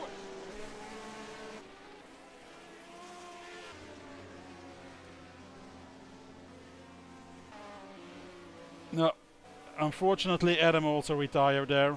What a pity. But that puts David Junt up to 6th. And what did I tell during the qualifying? His guy will never be the one to qualify with a blindingly fast lap. But then in the race he's there, like clockwork. And the incident with Adam had also put Greg a little bit back. So he'll first have to catch up with Mike now. But they're heading on to the fast section now where the power of the Ferrari will be a decisive advantage. And so I guess this is not where Adam will be able, or where Greg will be able to make up some of the time lost. And here in the top 5 actually everything is now pretty spread out.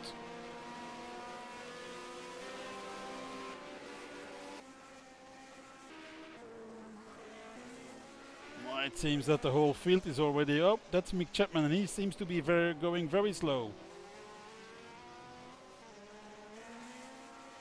No, he's on his way again. Karel in the Tyrrell already up to 10th. Well, it seems that we only have 10 cars left in the race and we're only on lap 4. So who's out? Adam Heckman, unfortunately. No, Gerard is still driving. It's because they still have to pass Adam.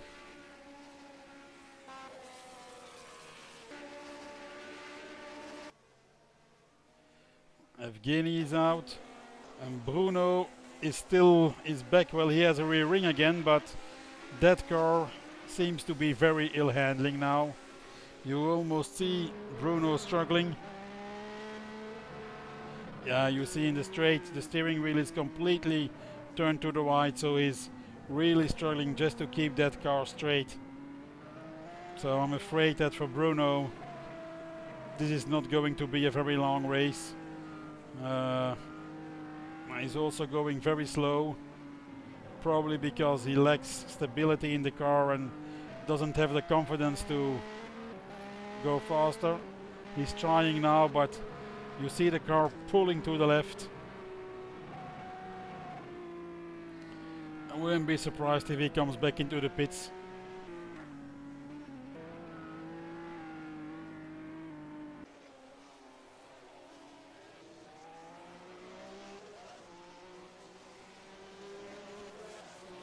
No, he soldiers on. There's another car. Was that Vladislav in the pits?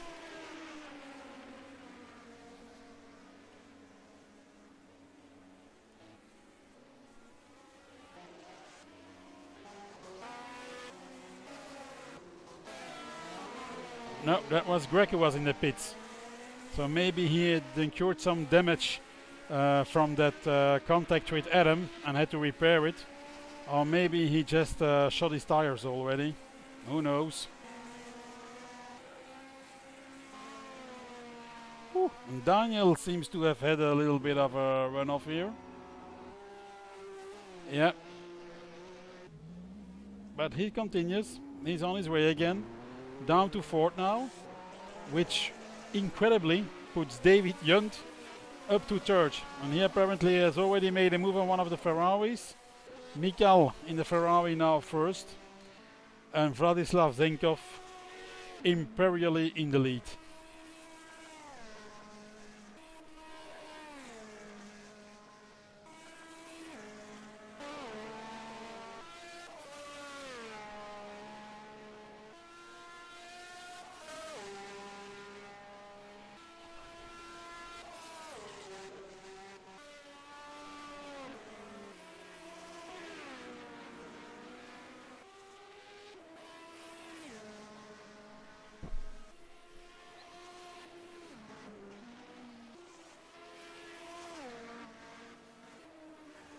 Yun seems to be pushing that Rebake to its limits. Where is my gun? Greg already back up to 6th.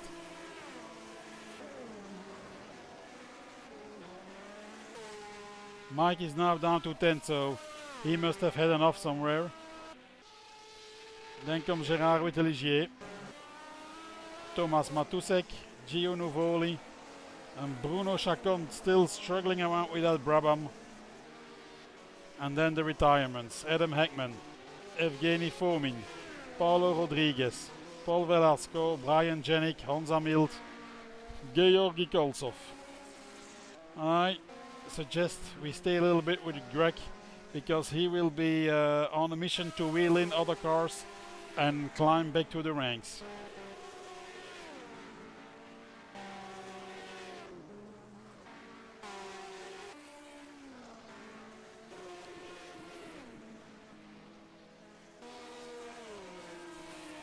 He's now closing in on one of the Alfa Romeos. I think he's going to lap that car.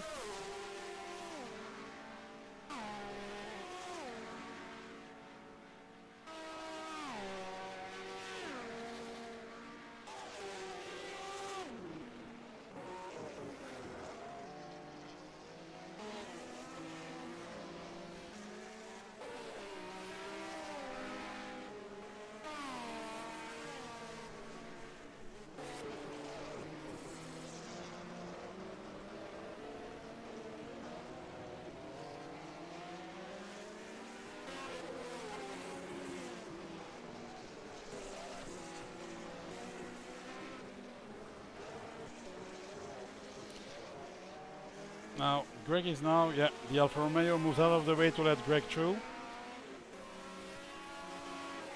These were not racing for position, but the yellow car there a little bit in front of Greg.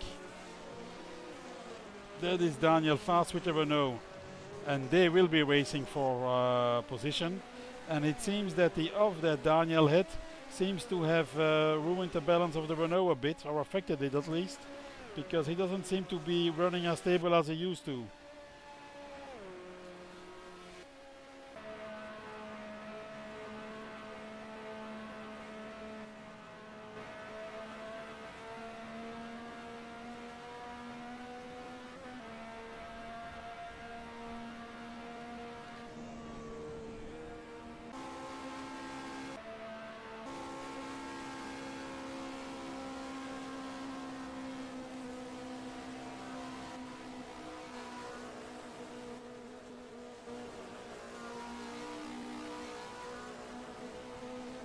We're on board with Greg Hunt here in the Wolf, and something seems to be wrong with Daniel's Renault, because even on the straight the Wolf seems to be closing in, whereas here you would really expect the turbo power in the Renault to allow them to pull away. And now onto the infield. The Wolf should have the upper hand in handling, so I wouldn't be surprised to see Greg pull a move here. Yeah, that Renault seems to be very unstable, ill handling.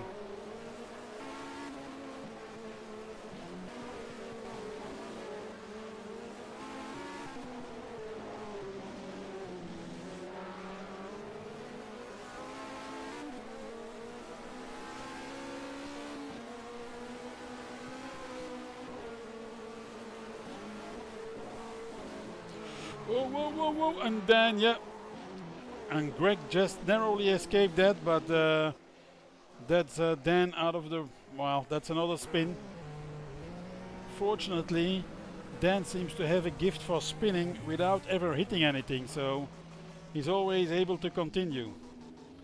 But it's of course not a fantastic operation for his ranking, because I think he's now down to 6th. Well, with the rate of repetition that we already had here, you can of course spin, and he's going into the pits now.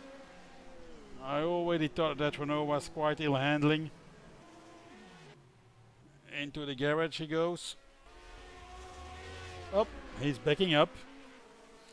I think Mansell once got disqualified for doing that. Let's see whether the HSO admins are as tough as the FAA used to be. And he's apparently already taking on tires. So I've already seen a lot of cars stop, so I'm wondering whether the heat of the track is causing problems to the drivers for their tires. So Dan is now down to 8. And this seems to be a nice battle. Karel took his time to get into the rhythm, but he now really seems to have hit it. He just went past Mick Chapman for 6th, and he's now actually in a point scoring position.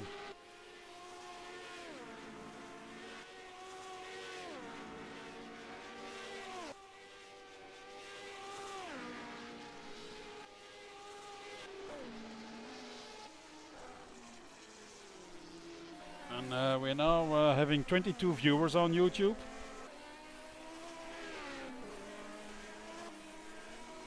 Which is not bad at all.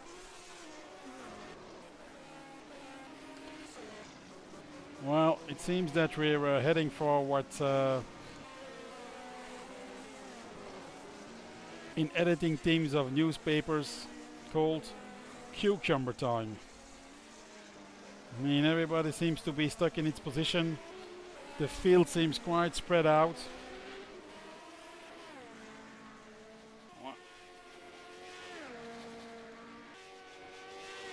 And it seems Claudio Navone has managed to distance himself from Greg Hunt, which is quite a remarkable performance in well, the much maligned Fittipaldi car. Emerson Fittipaldi was basically on the verge of a fabulous career. Well, he had a fabulous career. Became world champion in '72 for Lotus, and in '74 again with McLaren. Not always in the most easy of conditions. I think he was the second driver at Lotus when Jochen Rindt sadly died, so he had to step in. And then when he took his second world championship, he decided to leave the top teams and go with the Copper Sugar funded Fittipaldi team, which was run by his brother Wilson. And the car of course was uncompetitive, and well, Emerson never really managed to win a Grand Prix again. He left Formula One and then went on to build him or to get himself a fantastic IndyCar career, taking I think 2 IndyCar titles and an Indianapolis 500 win, making him one of the very few drivers who have both a Formula One championship and an IndyCar championship.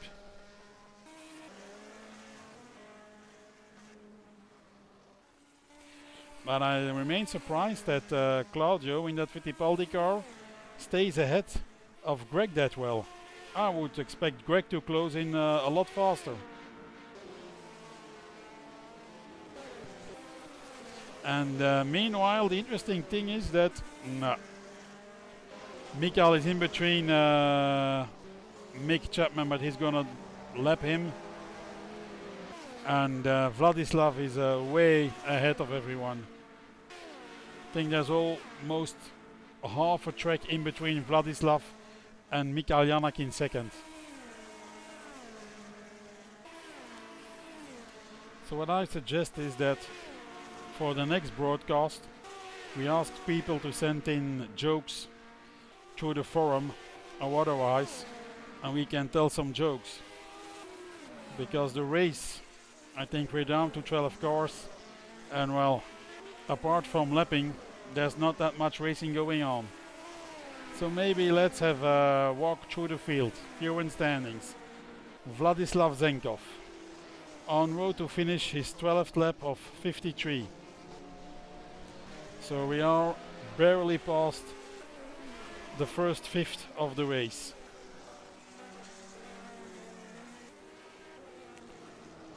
Your leader, and as it looks here, confirming his performance at Imola, and probably one of the, probably already the big favorite for their final spoils in this championship.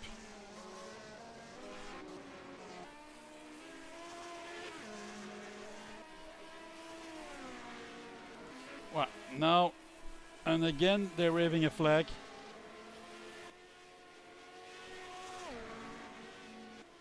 So Vladislav starting lap 13 in the lead. Behind him Mikael Janak in the Ferrari. Mikael is now only rounding the last 180 degree and starting his 13th lap.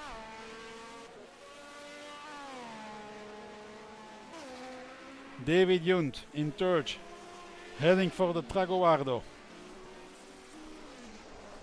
Oh, no, the toboggan. Very sideways there. So it indeed seems that the track is very harsh on the tires.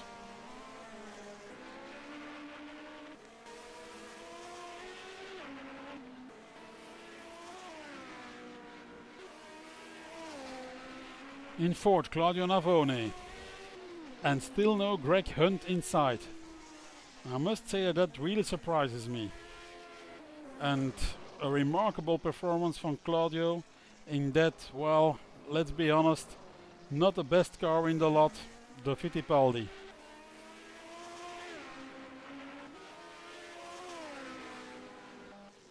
Greg Hunt in fifth. Well, he's closer than you might think.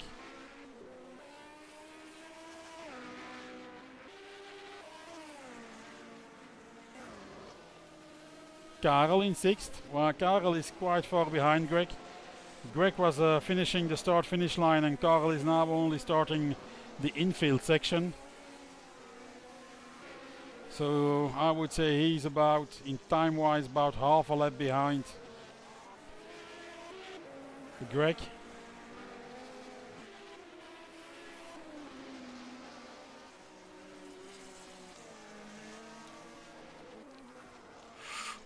Whoa.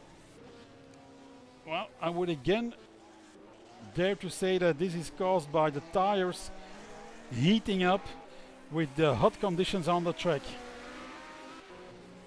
Daniel Vaz in seventh. Well, he might be battling with Karel in a minute.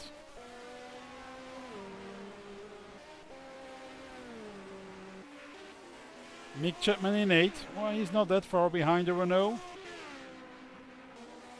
And Mike in ninth with the Ferrari.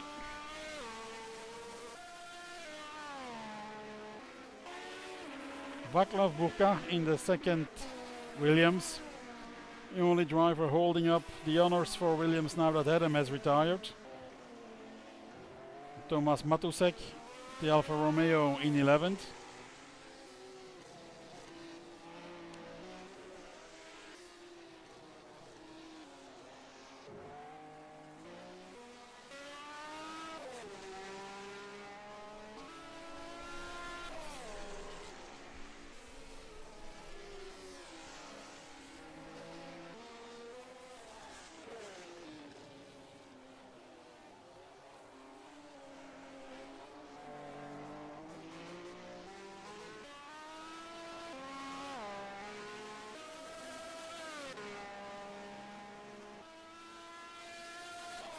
Steve's posted on the forum that he tried to rejoin while we're watching Gio Novoli in 12th. Well, Steve posted on the forum that he tried to rejoin the race, but that the field was already on the formation lap, and so they would not let him race. Well, that's bad luck for you, Steve, but I'm sure you'll have better luck on the next race, which will be in Brazil. And Bruno is still driving that ill-handling Brabham around.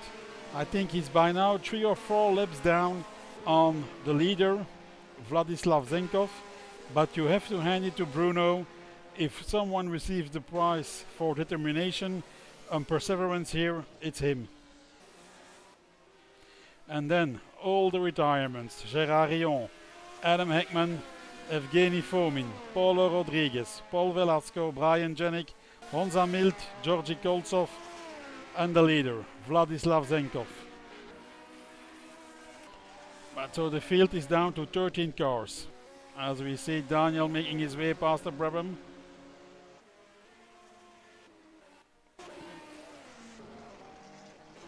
Vladislav is now lapping. Michael lapping Karel.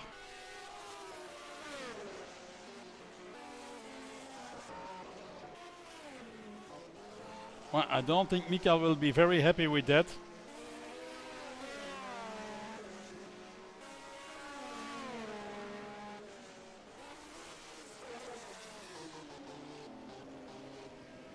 Yeah. Karel now apparently caught her blue flags and leaves Michael through in the hairpin.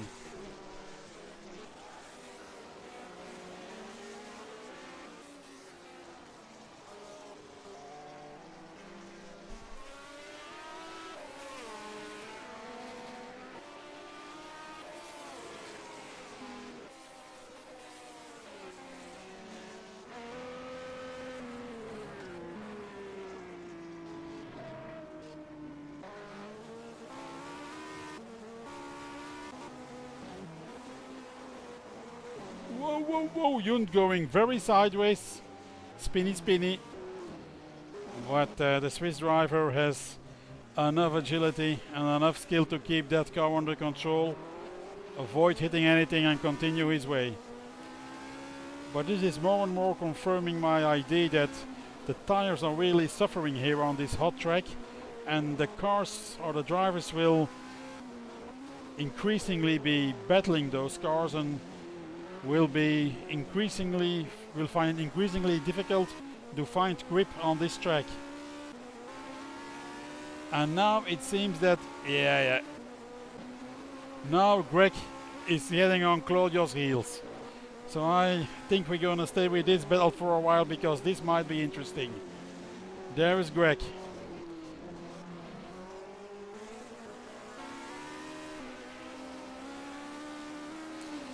And Greg Hunt is driving the Wolf, which in real life was also driven by a Hunt, namely James the Hunt, or James the Shunt as they used to call him, Hunt the Shunt. And that's something that's a little bit our moniker that's less appropriate for Greg. And Greg, well, is not wasting time. He's making the move on the straight, side by side. I would advise you gentlemen to be at least a little bit careful. This is a very fast turn. I think it's one of the fastest turns of the whole season. And now, will Claudio have enough? No, he's not. I think Greg is actually edging away.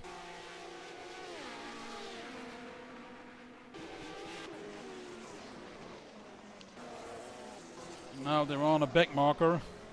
Will the back marker, and I think that's actually that's Bruno. Well, maybe the admins should ask Bruno to join the pits because frankly he will probably not make it into the points with that Brabham, and I think he's a little bit becoming a mobile chicane.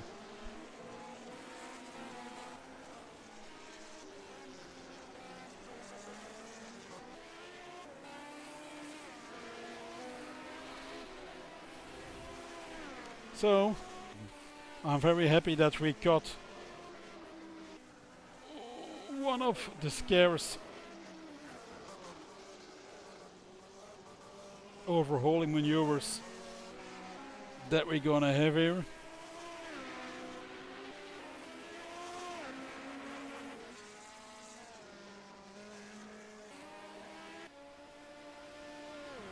Daniel is now already back up to 7th. So he may catch Karel and get a point, maybe even Claudio and get a point. You see, these cars don't like it when you hit the curbs too hard.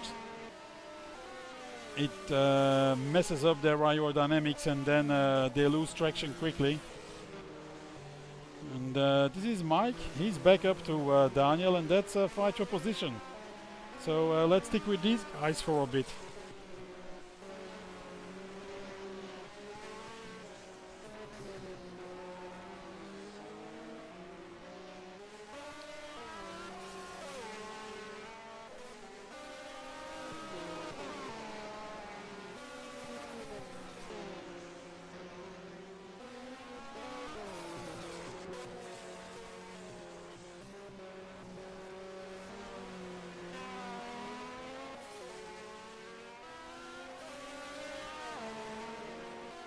I think Daniel is really struggling with that Renault because... Whoa, Mike, what are you doing? Daniel is struggling with that Renault. Mike now seems to have found a good pace.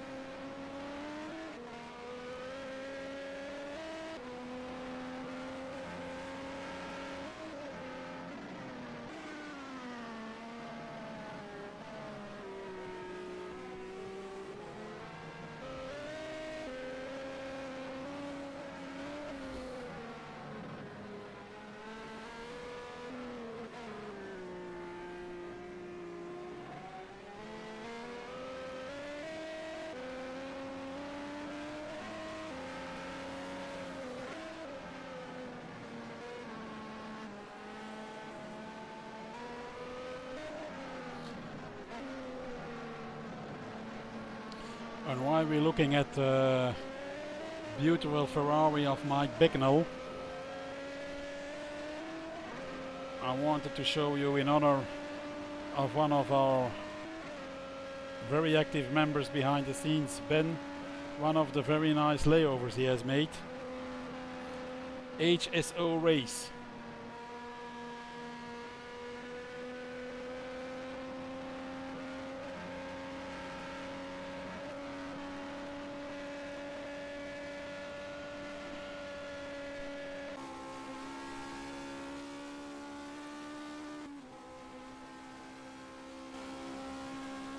And now riding with Karel, who is in 6th.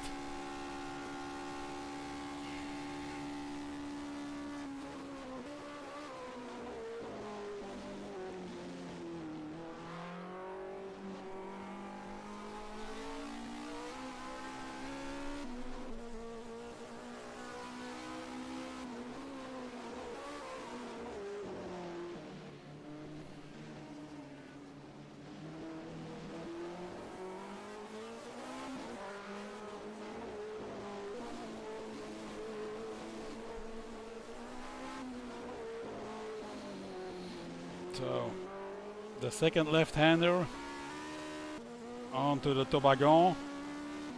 Pretty tricky. You see this track falling away, so you can't really see the apexes left, right. Wow. Car is very twitchy. The right-hander, and then shifting up all through the gears. completes one lap for our friend Karel in the Tyrrell. Up! And it is Vladislav. Vladislav, the leader of the race, has retired. What has happened here?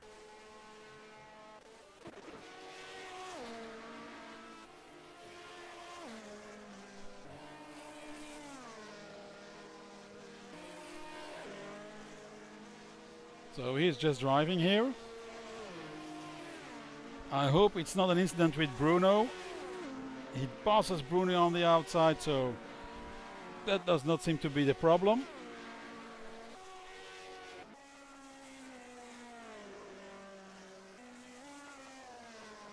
That car.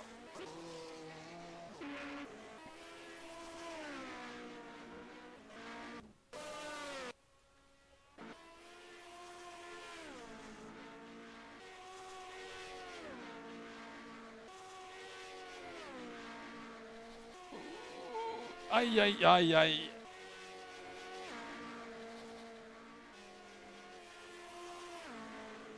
Well, he seems to have gone wide out of the very fast.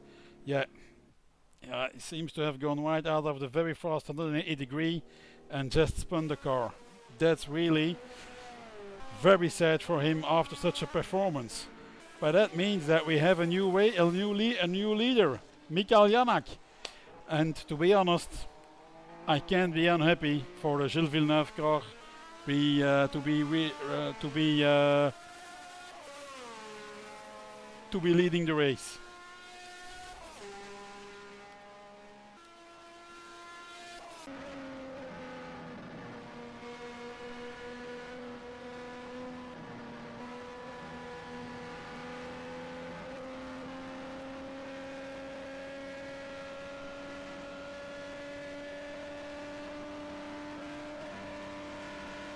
So you see in these races, once you think that nothing's going to happen anymore, something always does. So that's why I can only urge all you people to stay on the broadcast, because who knows what else is going to happen here in Buenos Aires. On board now with a new race leader, Mikael Janak, in the Ferrari 312T.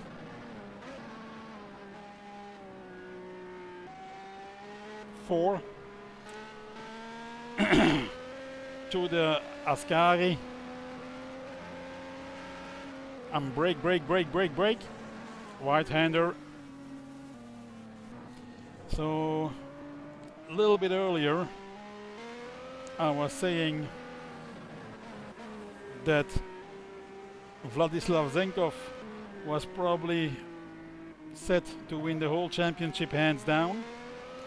And I think he's still a very good contender, but wow, we all saw that nothing is for certain in racing.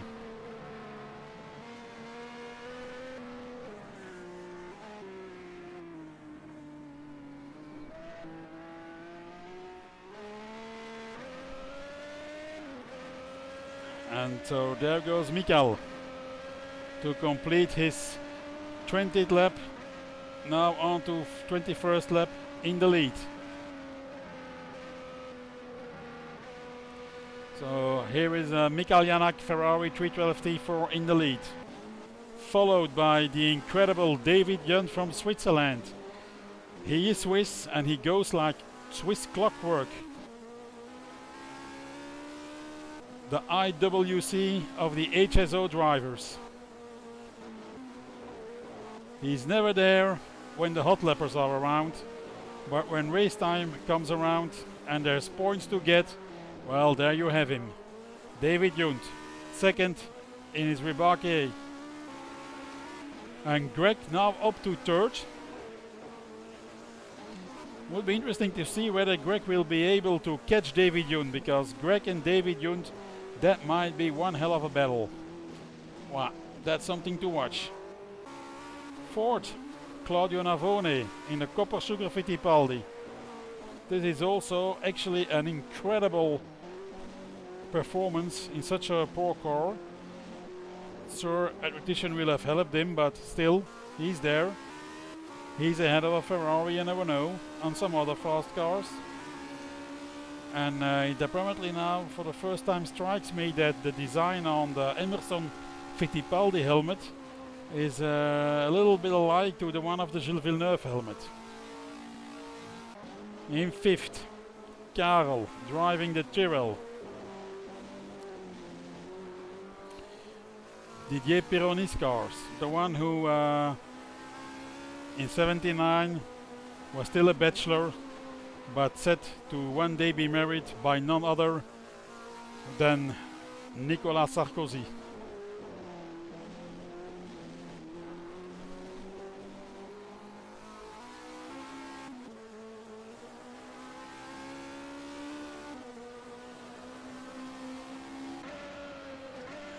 In sixth, last points paying position, none other than our very own Mike Becknell with the Yodi Czechta Ferrari.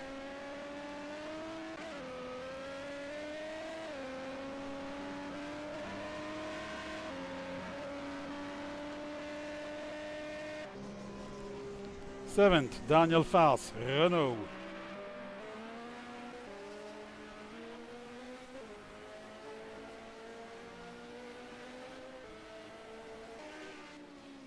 Eighth, Mick Chapman, soldiering on.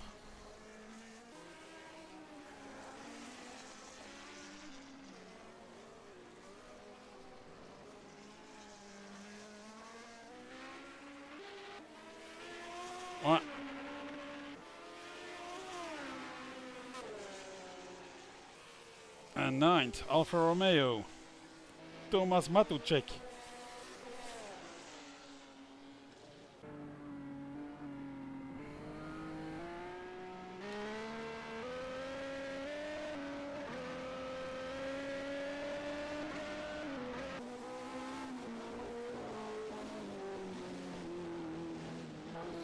Gio Nuvoli in the Theodore Racing with a very remarkable front. It looks a little bit like back in the 90s it used to be for gamers. It used to be a trend for a while to have these very large tower PCs, they called it. It looks a bit like that, just a little bit inclined. And then it seems to have two devil's horns on it, those two green things. Again, taste is something very personal, but I would say this is probably one of the ugliest cars I ever saw in Formula 1. And our former leader retired.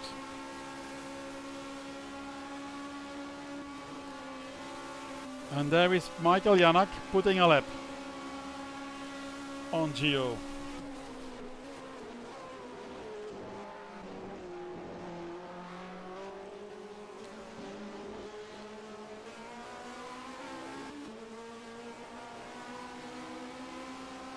Theodore Racing, which was the outfit of Teddy Yip, a Hong Kong businessman. I think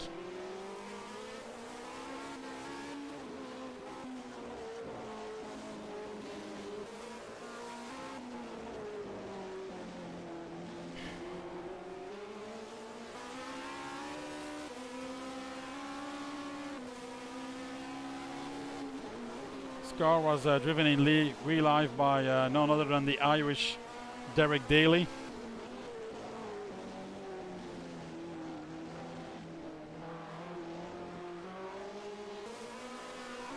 And the car was in 1979 actually still entered under the banner of Team Ensign.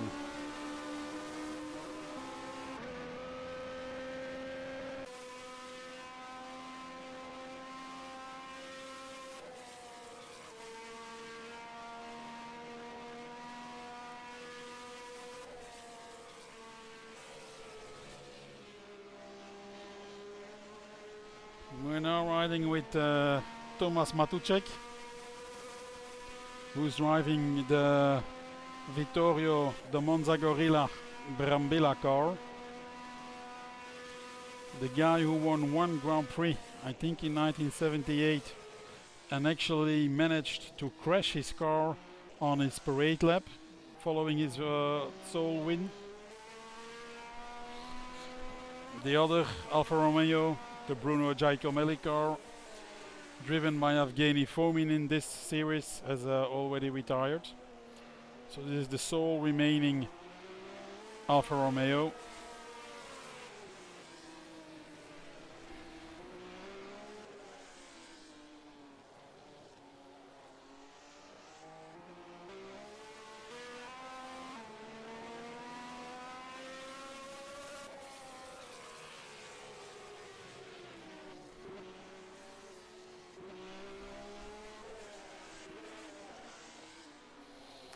Gerard just posted on the forum that he had some stutter on the car, and as a result of that had a first off in the early stages, and he went in the pit for repairs, but the car wasn't really stable after that, so he preferred to retire rather than cause problems for other drivers, which again shows what a gentleman Gerard really is, as of course is every Belgian. Vladislav mentioned on the forum that he just fell asleep for one moment, which of course is the last thing to do when you're on the long fast straightening that faster than 80 degree, and we all saw the result of his little nap.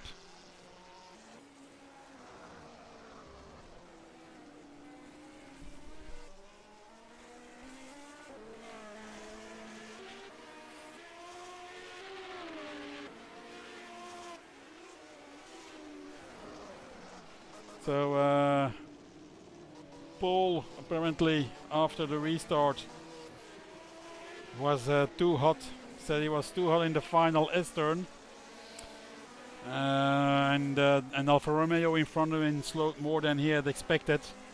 Maybe there was also a bit of lag, he says. Anyway, he had a small coming together with the Alfa Romeo rear, and then went into the pits where he cooked his engine, and so resulted in a did not finish. He enjoyed himself, however, and said that he will be back for the next race in Brazil, Interlagos. And we wish him good luck for that. Mike Becknell.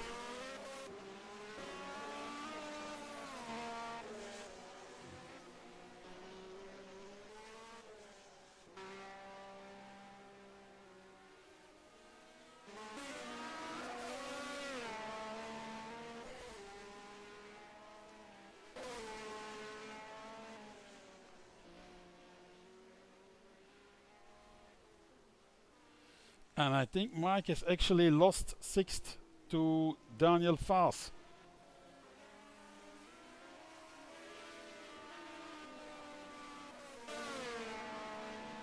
Ah, he's still in sixth. I think we have another retirement. Daniel Faas is retired.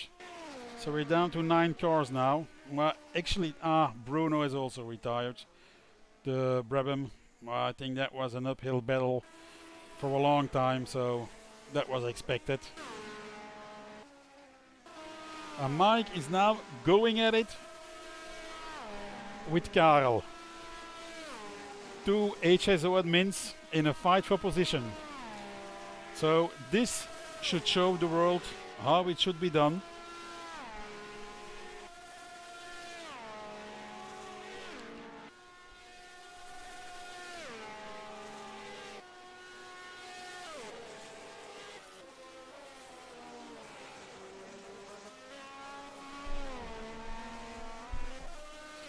Well, it seems Mike is pulling away.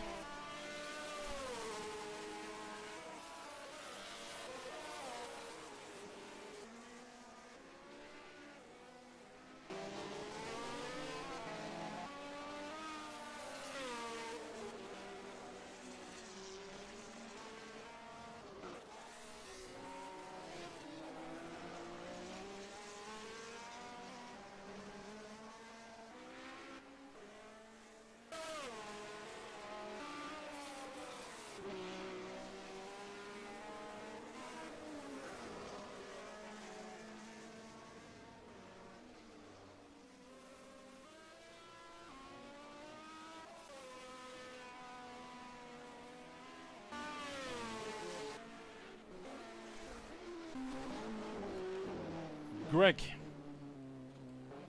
in third.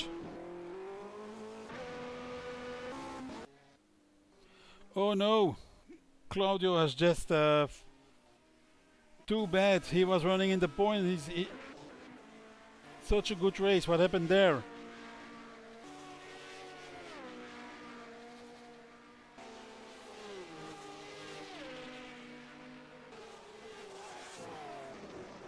Oh, I think he just hit Bruno.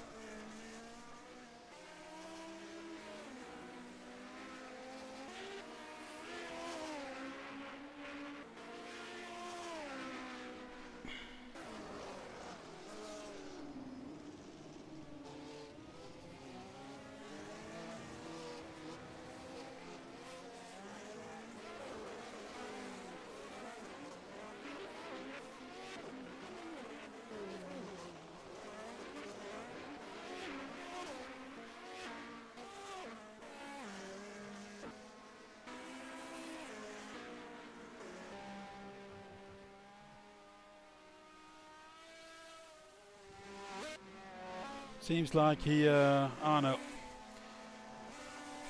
Same problem as Vladislav. Oof. He hit. Very unfortunately. But so that puts Thomas Matusek in the Alfa Romeo in the last points paying position.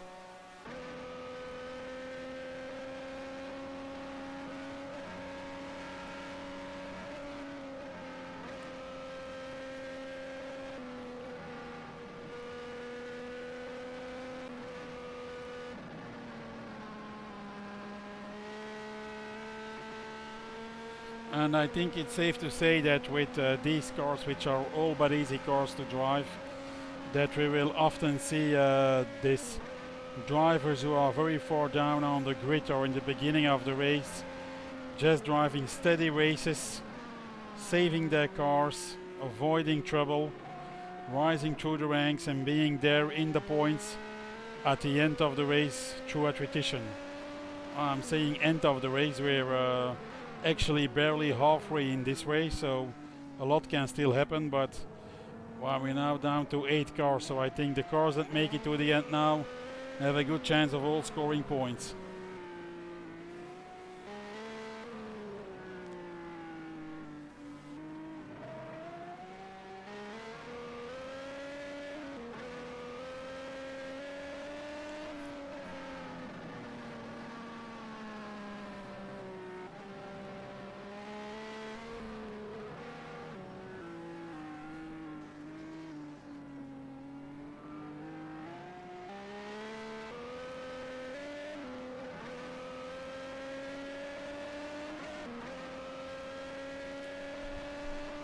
Dan also posted his comments from the race. Oh, and it seems that our friend Karel has lost a wing somewhere. So I think he will need to come in for repairs because it's going to be impossible to drive that Tyrrell without a rear ring. So let's follow him for a bit. But so as I was saying, our friend Dan posted that he had been running a little bit conservative to save fuel with his turbo engine.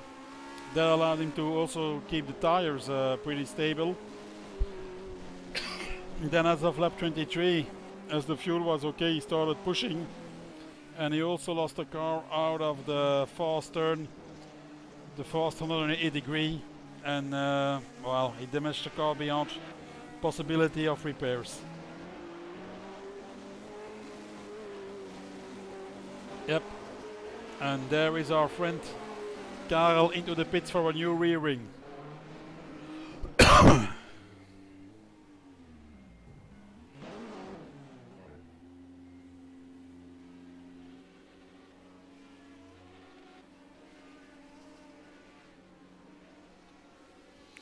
I must say I thought that in R Factor we had animated pit crews, but that does not seem to be the case. Is there a new rear ring on that car? Not yet. Bruno was able to get a new wing earlier, so the Tyrrell boy should also have the capability to put on a new wing, I guess. But it's going to be a long stop, that's for sure. And you see Karel alias Didier shaking his head. He's a little bit puzzled as why that wing's not put on faster. And so let's see whether Mick Chapman will be able to recover that position from Karel.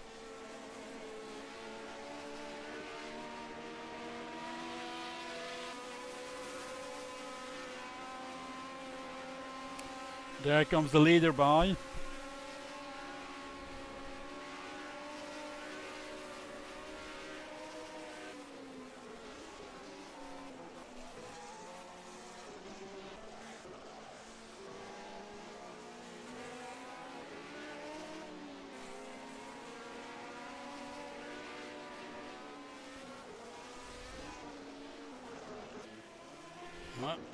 Well, there's a ring on the car now. Well, looks like Mick will not be able to recover Karel here because Karel is running again.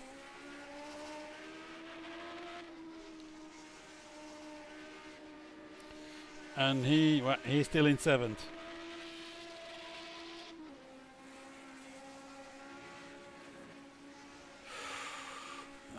Those tires are still cold, Karel. You have to warm them up a bit.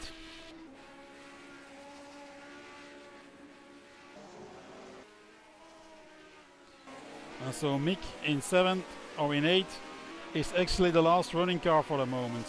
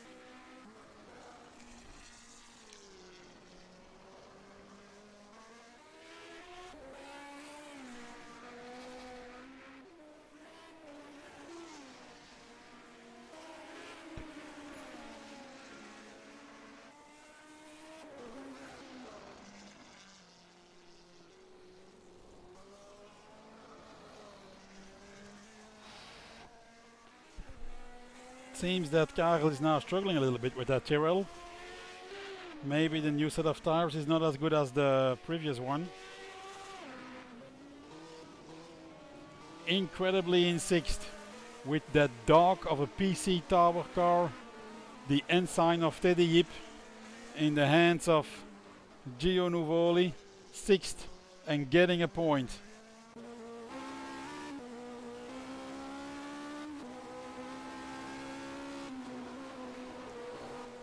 Not even the Cosworth, well, the Cosworth does not even sound good in this car.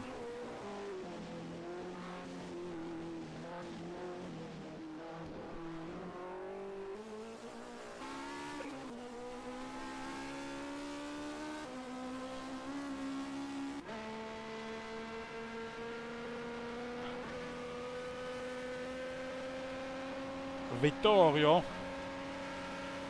Thomas Matuszek. And he's going to get a point here. He's even going to get 2 points in the Alfa Romeo.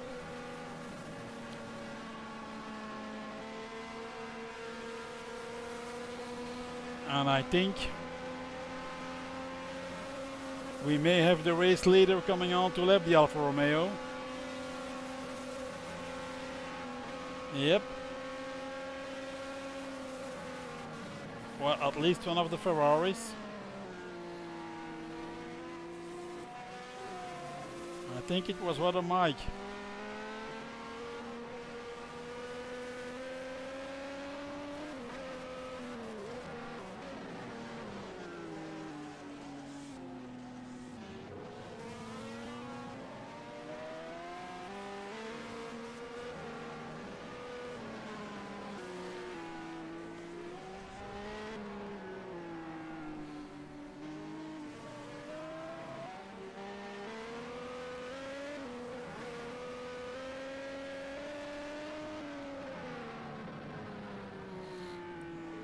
Oh,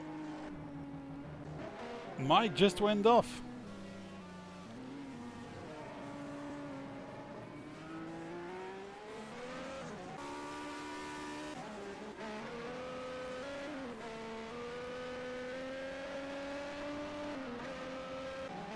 And so that allowed Thomas to unlap himself. So Mike still in fourth, on his way to 3 points. And here, I'm sorry we missed that, but apparently Greg has made it past David Yunt. I'm gonna stay with these two, but because I don't, knowing David, I just know that he won't just take this lying down. And Greg, even if he's an extremely good driver, will need all his wits on him to keep in front of the Swiss.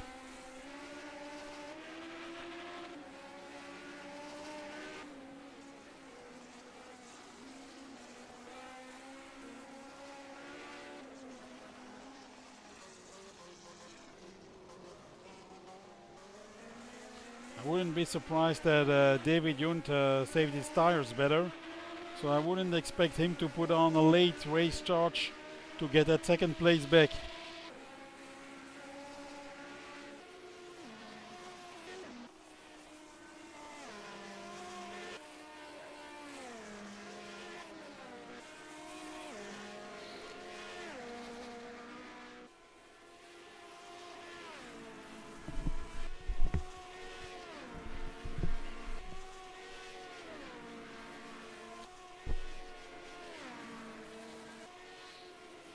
And I think if David Yunt would have lived, I would have been about 2021 in 1979, and Hector Rebake saw what he was able of doing with his car, I think he would have hired him immediately. Although I must say that here Greg seems to be edging away now.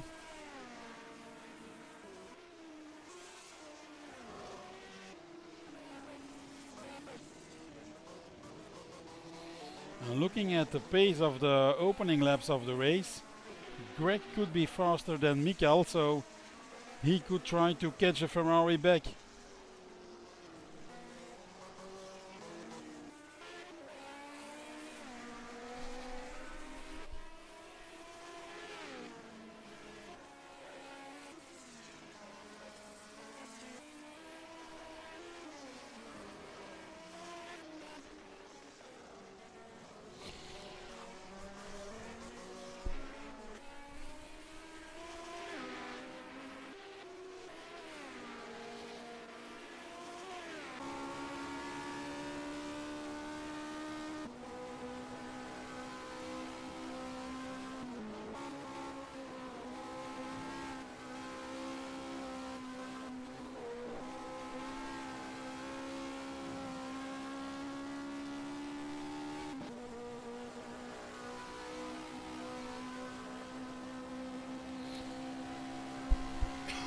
Yeah, Greg now really seems to be edging away.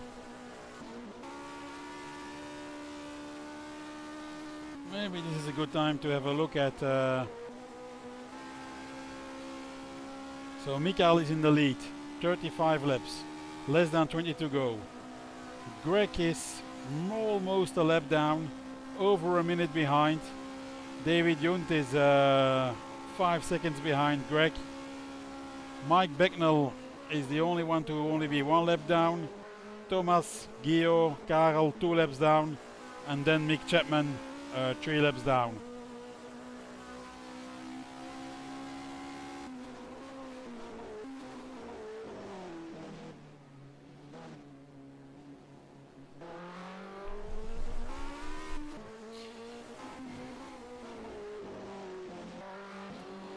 Greg is getting away, but David stays there in a position where he's just close enough for Greg to not be able to entirely relax. No, David is still close enough for Greg, or to force Greg to keep him on the back of his mind.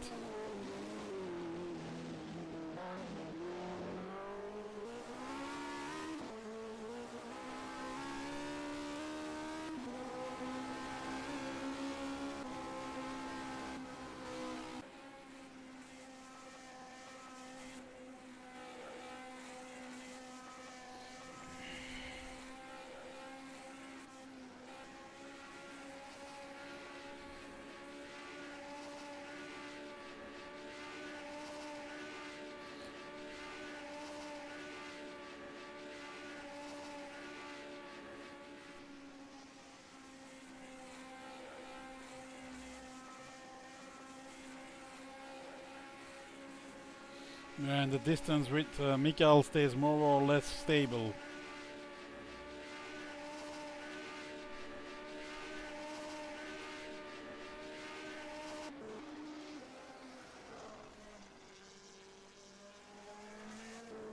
So with about 17 laps to go, the situation is this. Mikael Janak has a very solid lead in the Ferrari over Greg Hunt in second for Wolof Racing.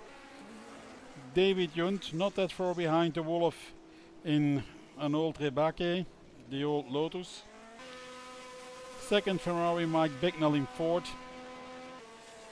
And then Thomas Manucek in Alfa Romeo in fifth. And incredibly, Gio Nuvoli going to score points with an ensign. And then we have Karel, who seems to be struggling with the Tyrrell now. He's the last of the runners. No, there's still Mick Chapman behind. Well, Mick is another one who will always only abandon when there's really nothing else left, but he's going very well. No, he's keeping it very wide in check. Good man, good man.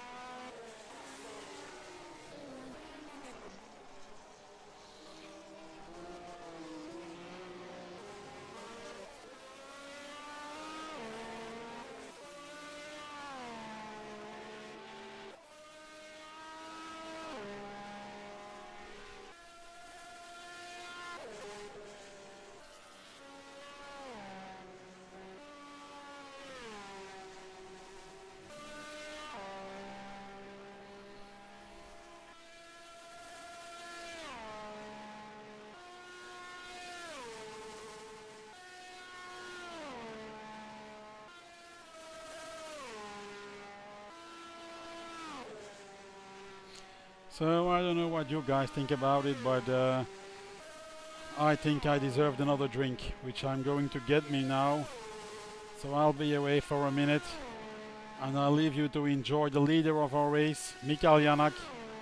And well, he happens to be in one of the nicest cars to watch and listen to, the Ferrari 412 T4. And you can also admire the fantastic overlay made by none other than the fantastic Ben Pollard. So I'll be back in a second, boys.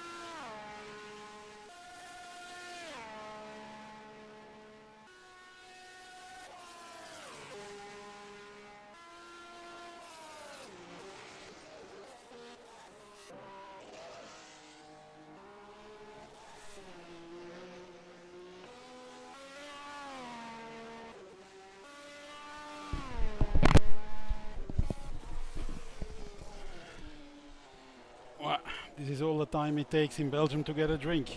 I'm back. And get ready for a historical announcement. You are now actually listening to a Belgian sitting in Belgium having a Chinese beer. I don't think that's seen often, but it happens.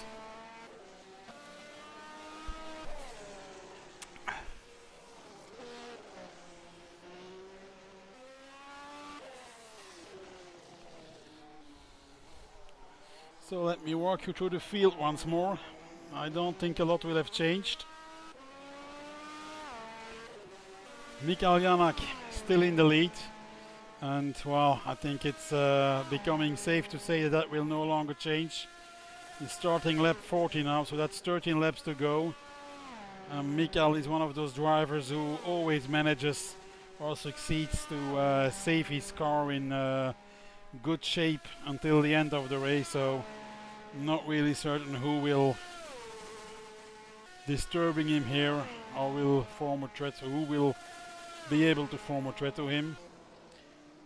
Greg the Hunt Shunt in second with the Wolf. Very strong performance. Maybe if he hadn't had those little problems at the beginning of the race, might have well have been different.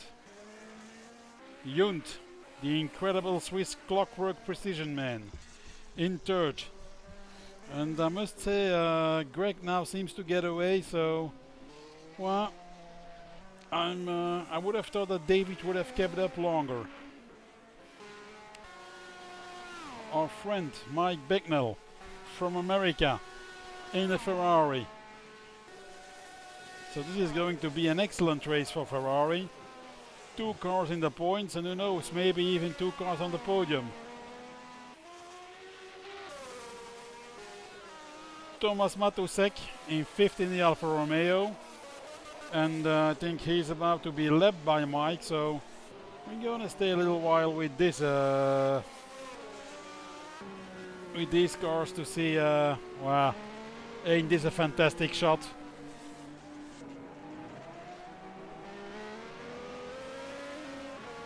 V12 versus flat 12. Italy versus Italy. Alfa Romeo versus Ferrari. Milano versus Maranello.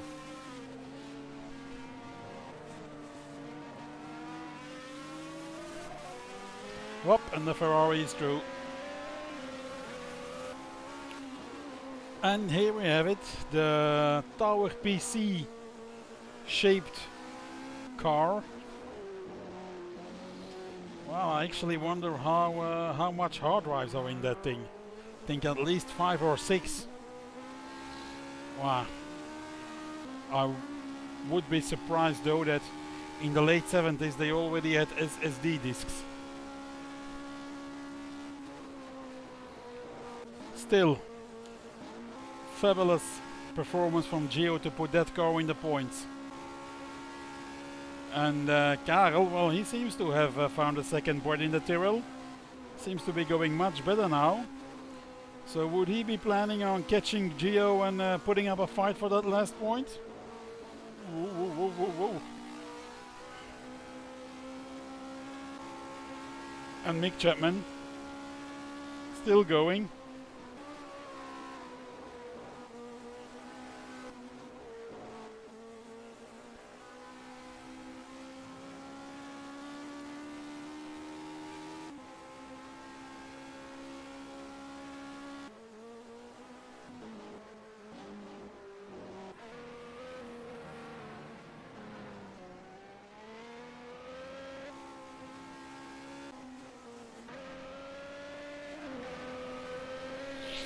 Well, I drove a couple of laps around this track with the Williams in preparation for this race and the broadcast, and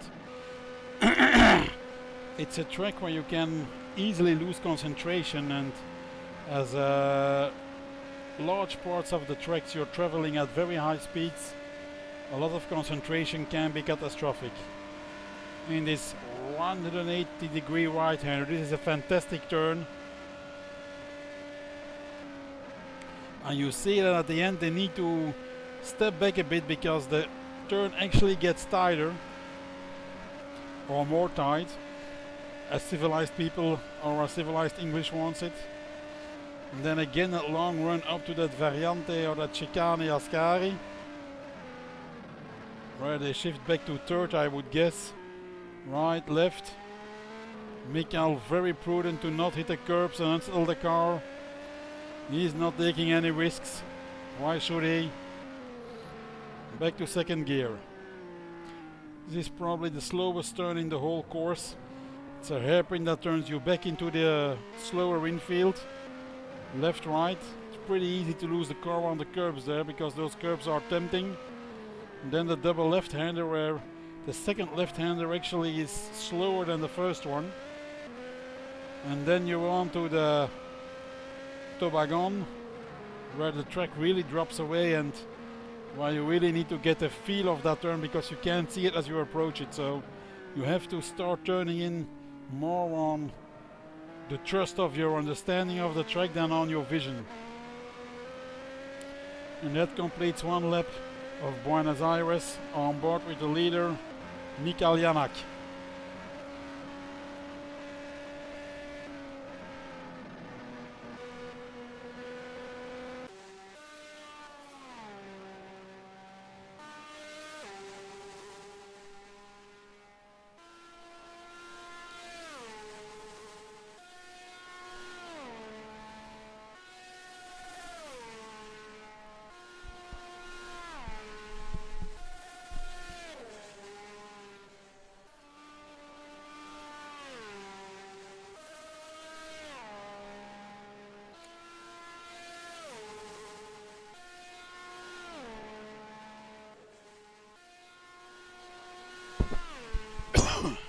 So this is a little bit every broadcaster's nightmare.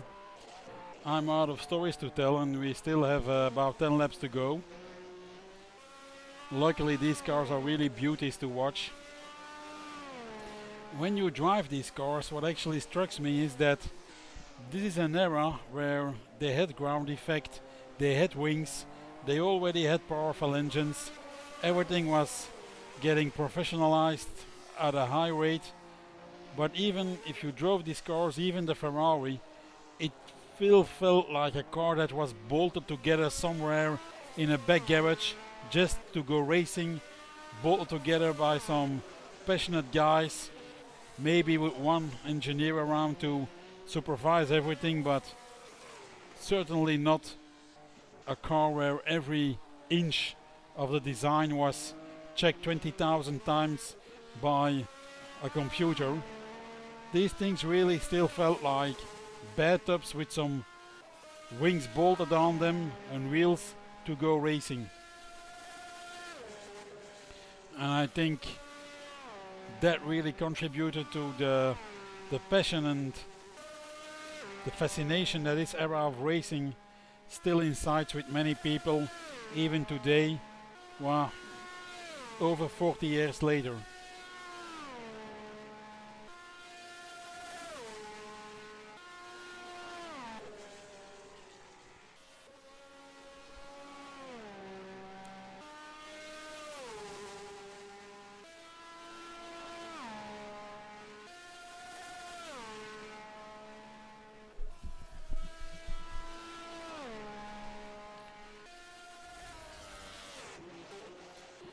So what do you do when there's nothing left to say and you still have to fill 10 laps? Well, one thing to do, pour nos amis français, on pourrait parcourir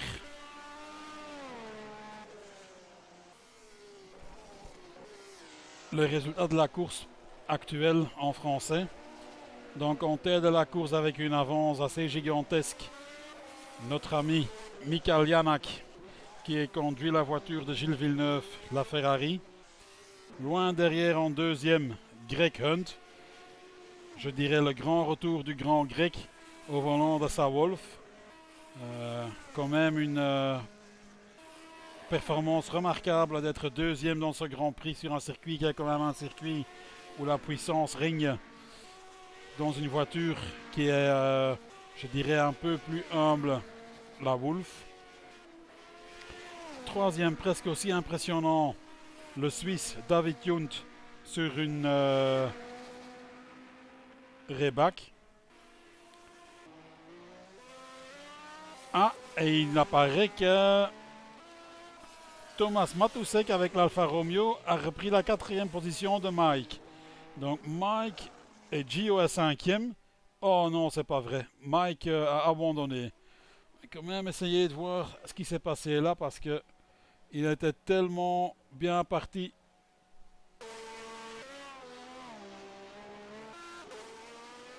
Pour prendre des points.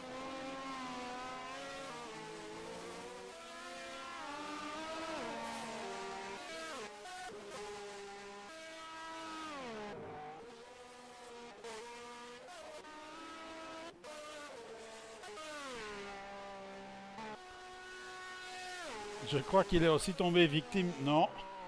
Il est dans la variante, dans la chicane Ascari ici. Tout semble toujours bien.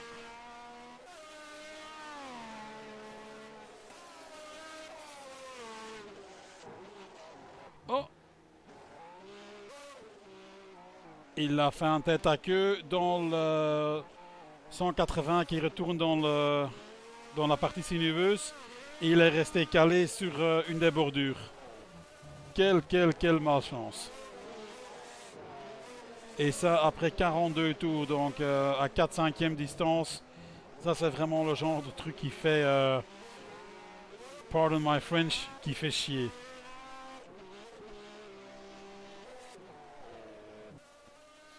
So, pour terminer les positions en français, Thomas maintenant, Matusek avec l'Alfa Romeo en 4e. Et Gianuvoli avec la voiture qui a l'air d'un grand ordinateur de jeu années 90 en 5e position. Une prestation ou une performance remarquable. Mike toujours dans les points. Et apparemment, Karl a aussi abandonné, ce qui fait que Mick Chapman va devenir 6e et va s'approprier le dernier point dans la course. Ce qui est aussi une performance remarquable. Et ça veut dire que donc on a maintenant avec 6 voitures en course. Oh là. Careful still my friend. You almost have the point Mick, but you have to finish.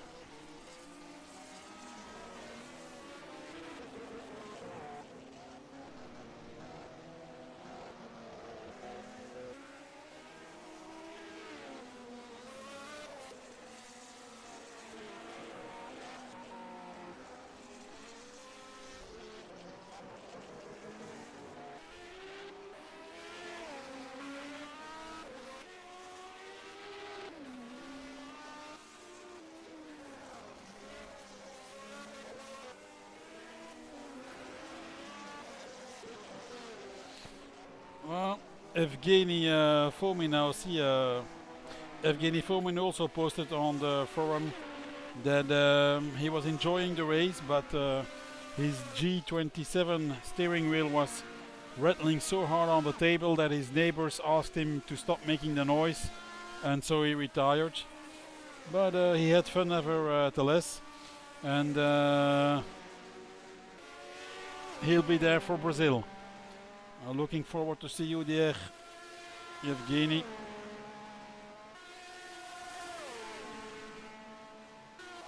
And so it's now official. Mick Chapman has conquered 6th and the last point. No! Yes. Unfortunately, as I said, he has the last point. He crashes out in the Fast 180 and that car is probably damaged beyond repair. I'm very sorry, Mick, if this was the broadcaster spell I put on you. But they're falling like chickens now. So this is now the last car in the race. Gio Nuvoli. I'm gonna end up remembering this name by thinking of Nuvolari.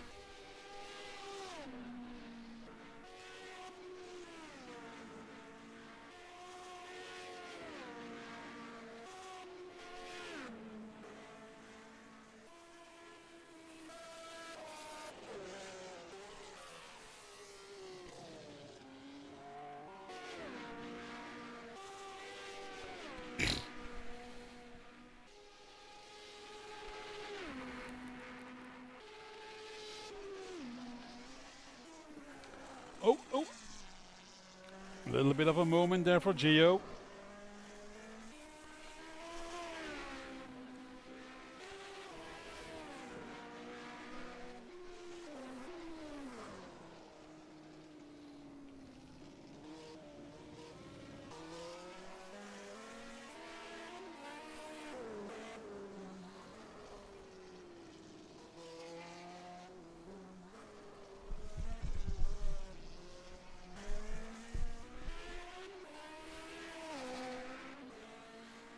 And well, it's a long race, so our number of viewers is down to 13th, but we were up to 22nd somewhere, so in Brazil we'll go for the 25.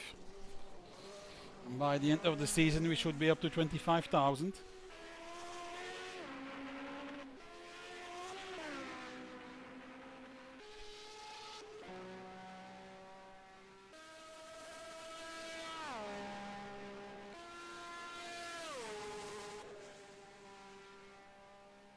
The long 180 that already claimed so many cars here today.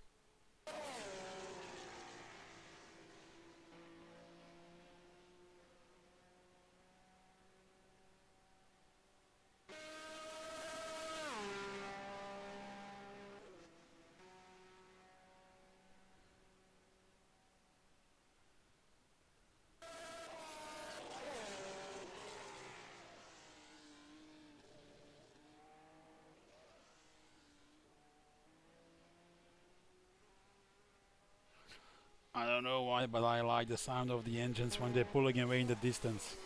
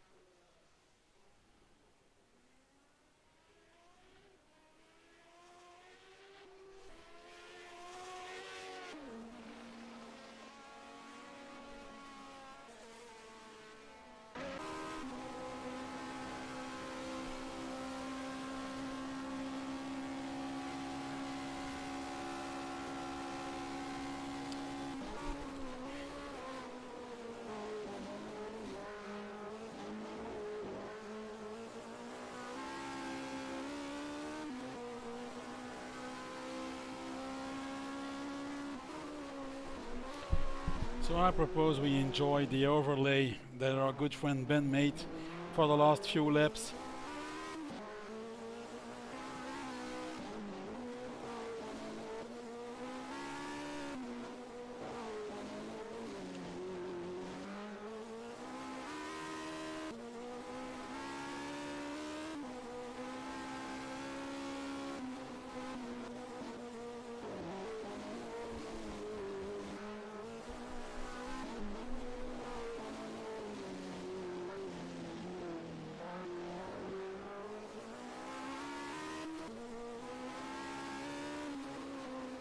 And David Young is coming into the pits for tires. Well, that should not cost him a position, because I think Thomas in the Alfa Romeo is that far back that it's safe to say that David has plenty of time to put on fresh rubber. So I think he understood that catching Greg was not going to happen, and so he played it safe and went for new rubber.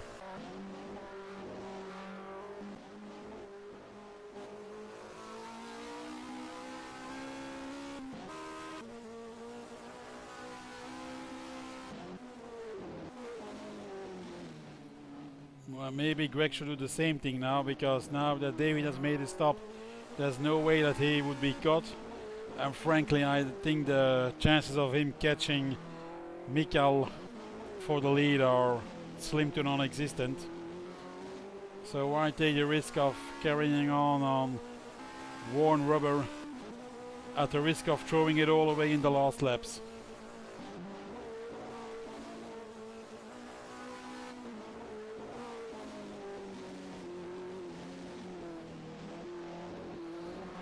I'm pretty certain that Greg's going to get a nice bottle of champagne from Walter Wolf after this performance. And another one who will have a very happy team owner is this guy. Although I think the Commendatore is a little less exuberant in showing his satisfaction.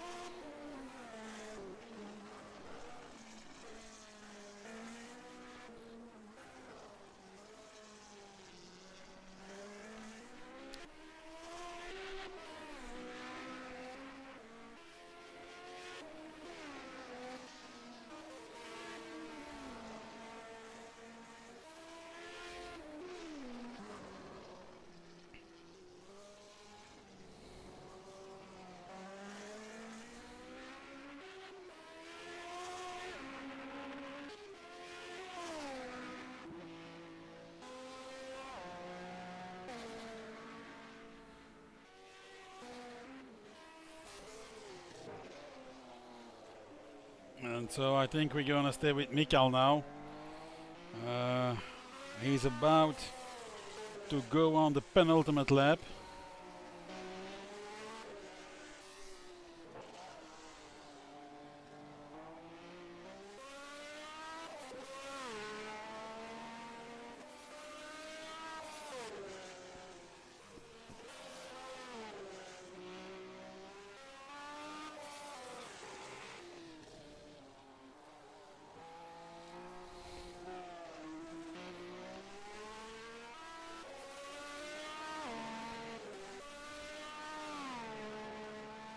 Mikael is now starting lap 52, which should be the penultimate lap.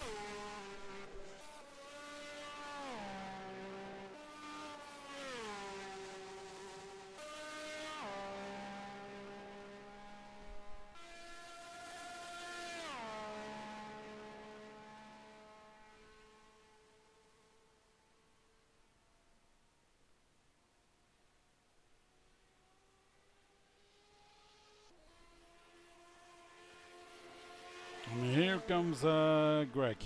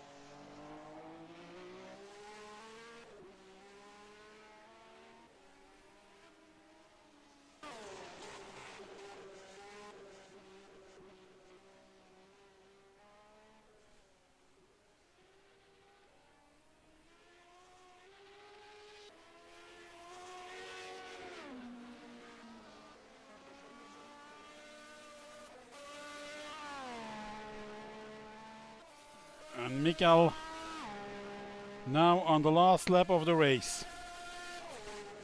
One more time to the right left.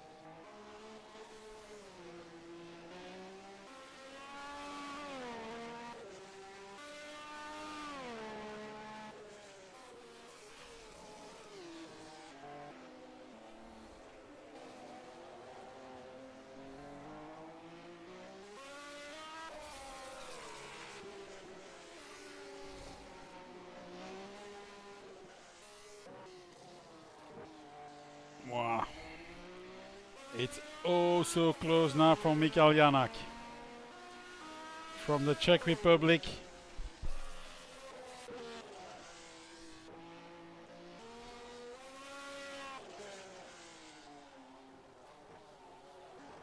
He retired for 2-3 series here from HSO, but now he's back in his beloved Ferrari. And here he goes. Checkered flag. 9 points back for our friend. And here comes Greg.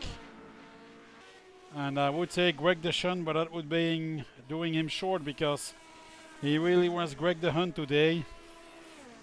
He had some bad luck in the beginning of the race, but he fought back, and here he is, ready to go for second and take the 2 points home. Points that may prove to become very important in the championship.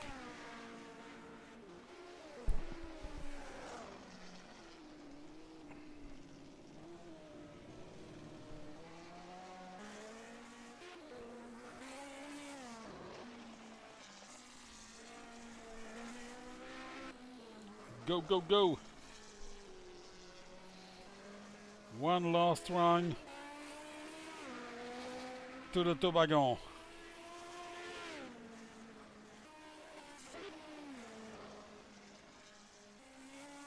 Notre ami de Biarritz, juste en dessous. Le Pays Basque à la française. Ici en Argentine, deuxième place, 6 points. From Switzerland. Clockwork Orange. Always there when the points are handed out. David Junt.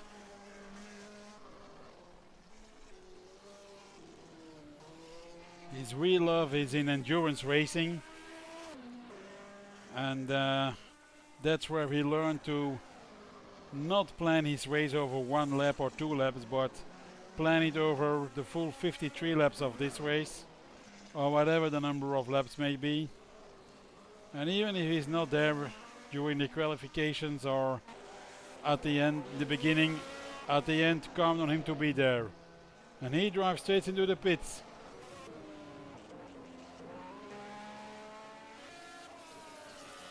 Number 4. Incredible result with that Alfa Romeo.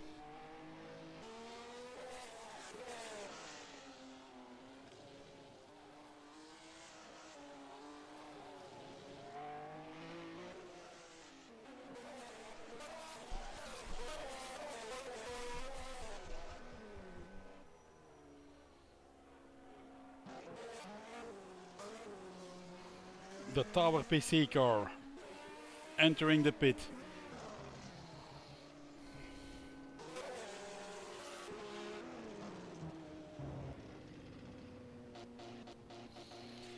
And so I think that with this last view on the Buenos Aires pit lane, I will be saying good night. It was an eventful night, but in the end we managed to get some good racing. Congratulations to our winner Mikhail Janak and to David Junt and Greg the Hunt, the 2 remaining podium, the 2 other drivers on the podium. Well, thank you all for watching. We're still up to 11. We've been streaming over 3 hours now, so I think that's a good result. Hope to see you all back in Brazil. And well, I would say on to the next race. Thank you very much from Belgium. Good evening to all and everyone.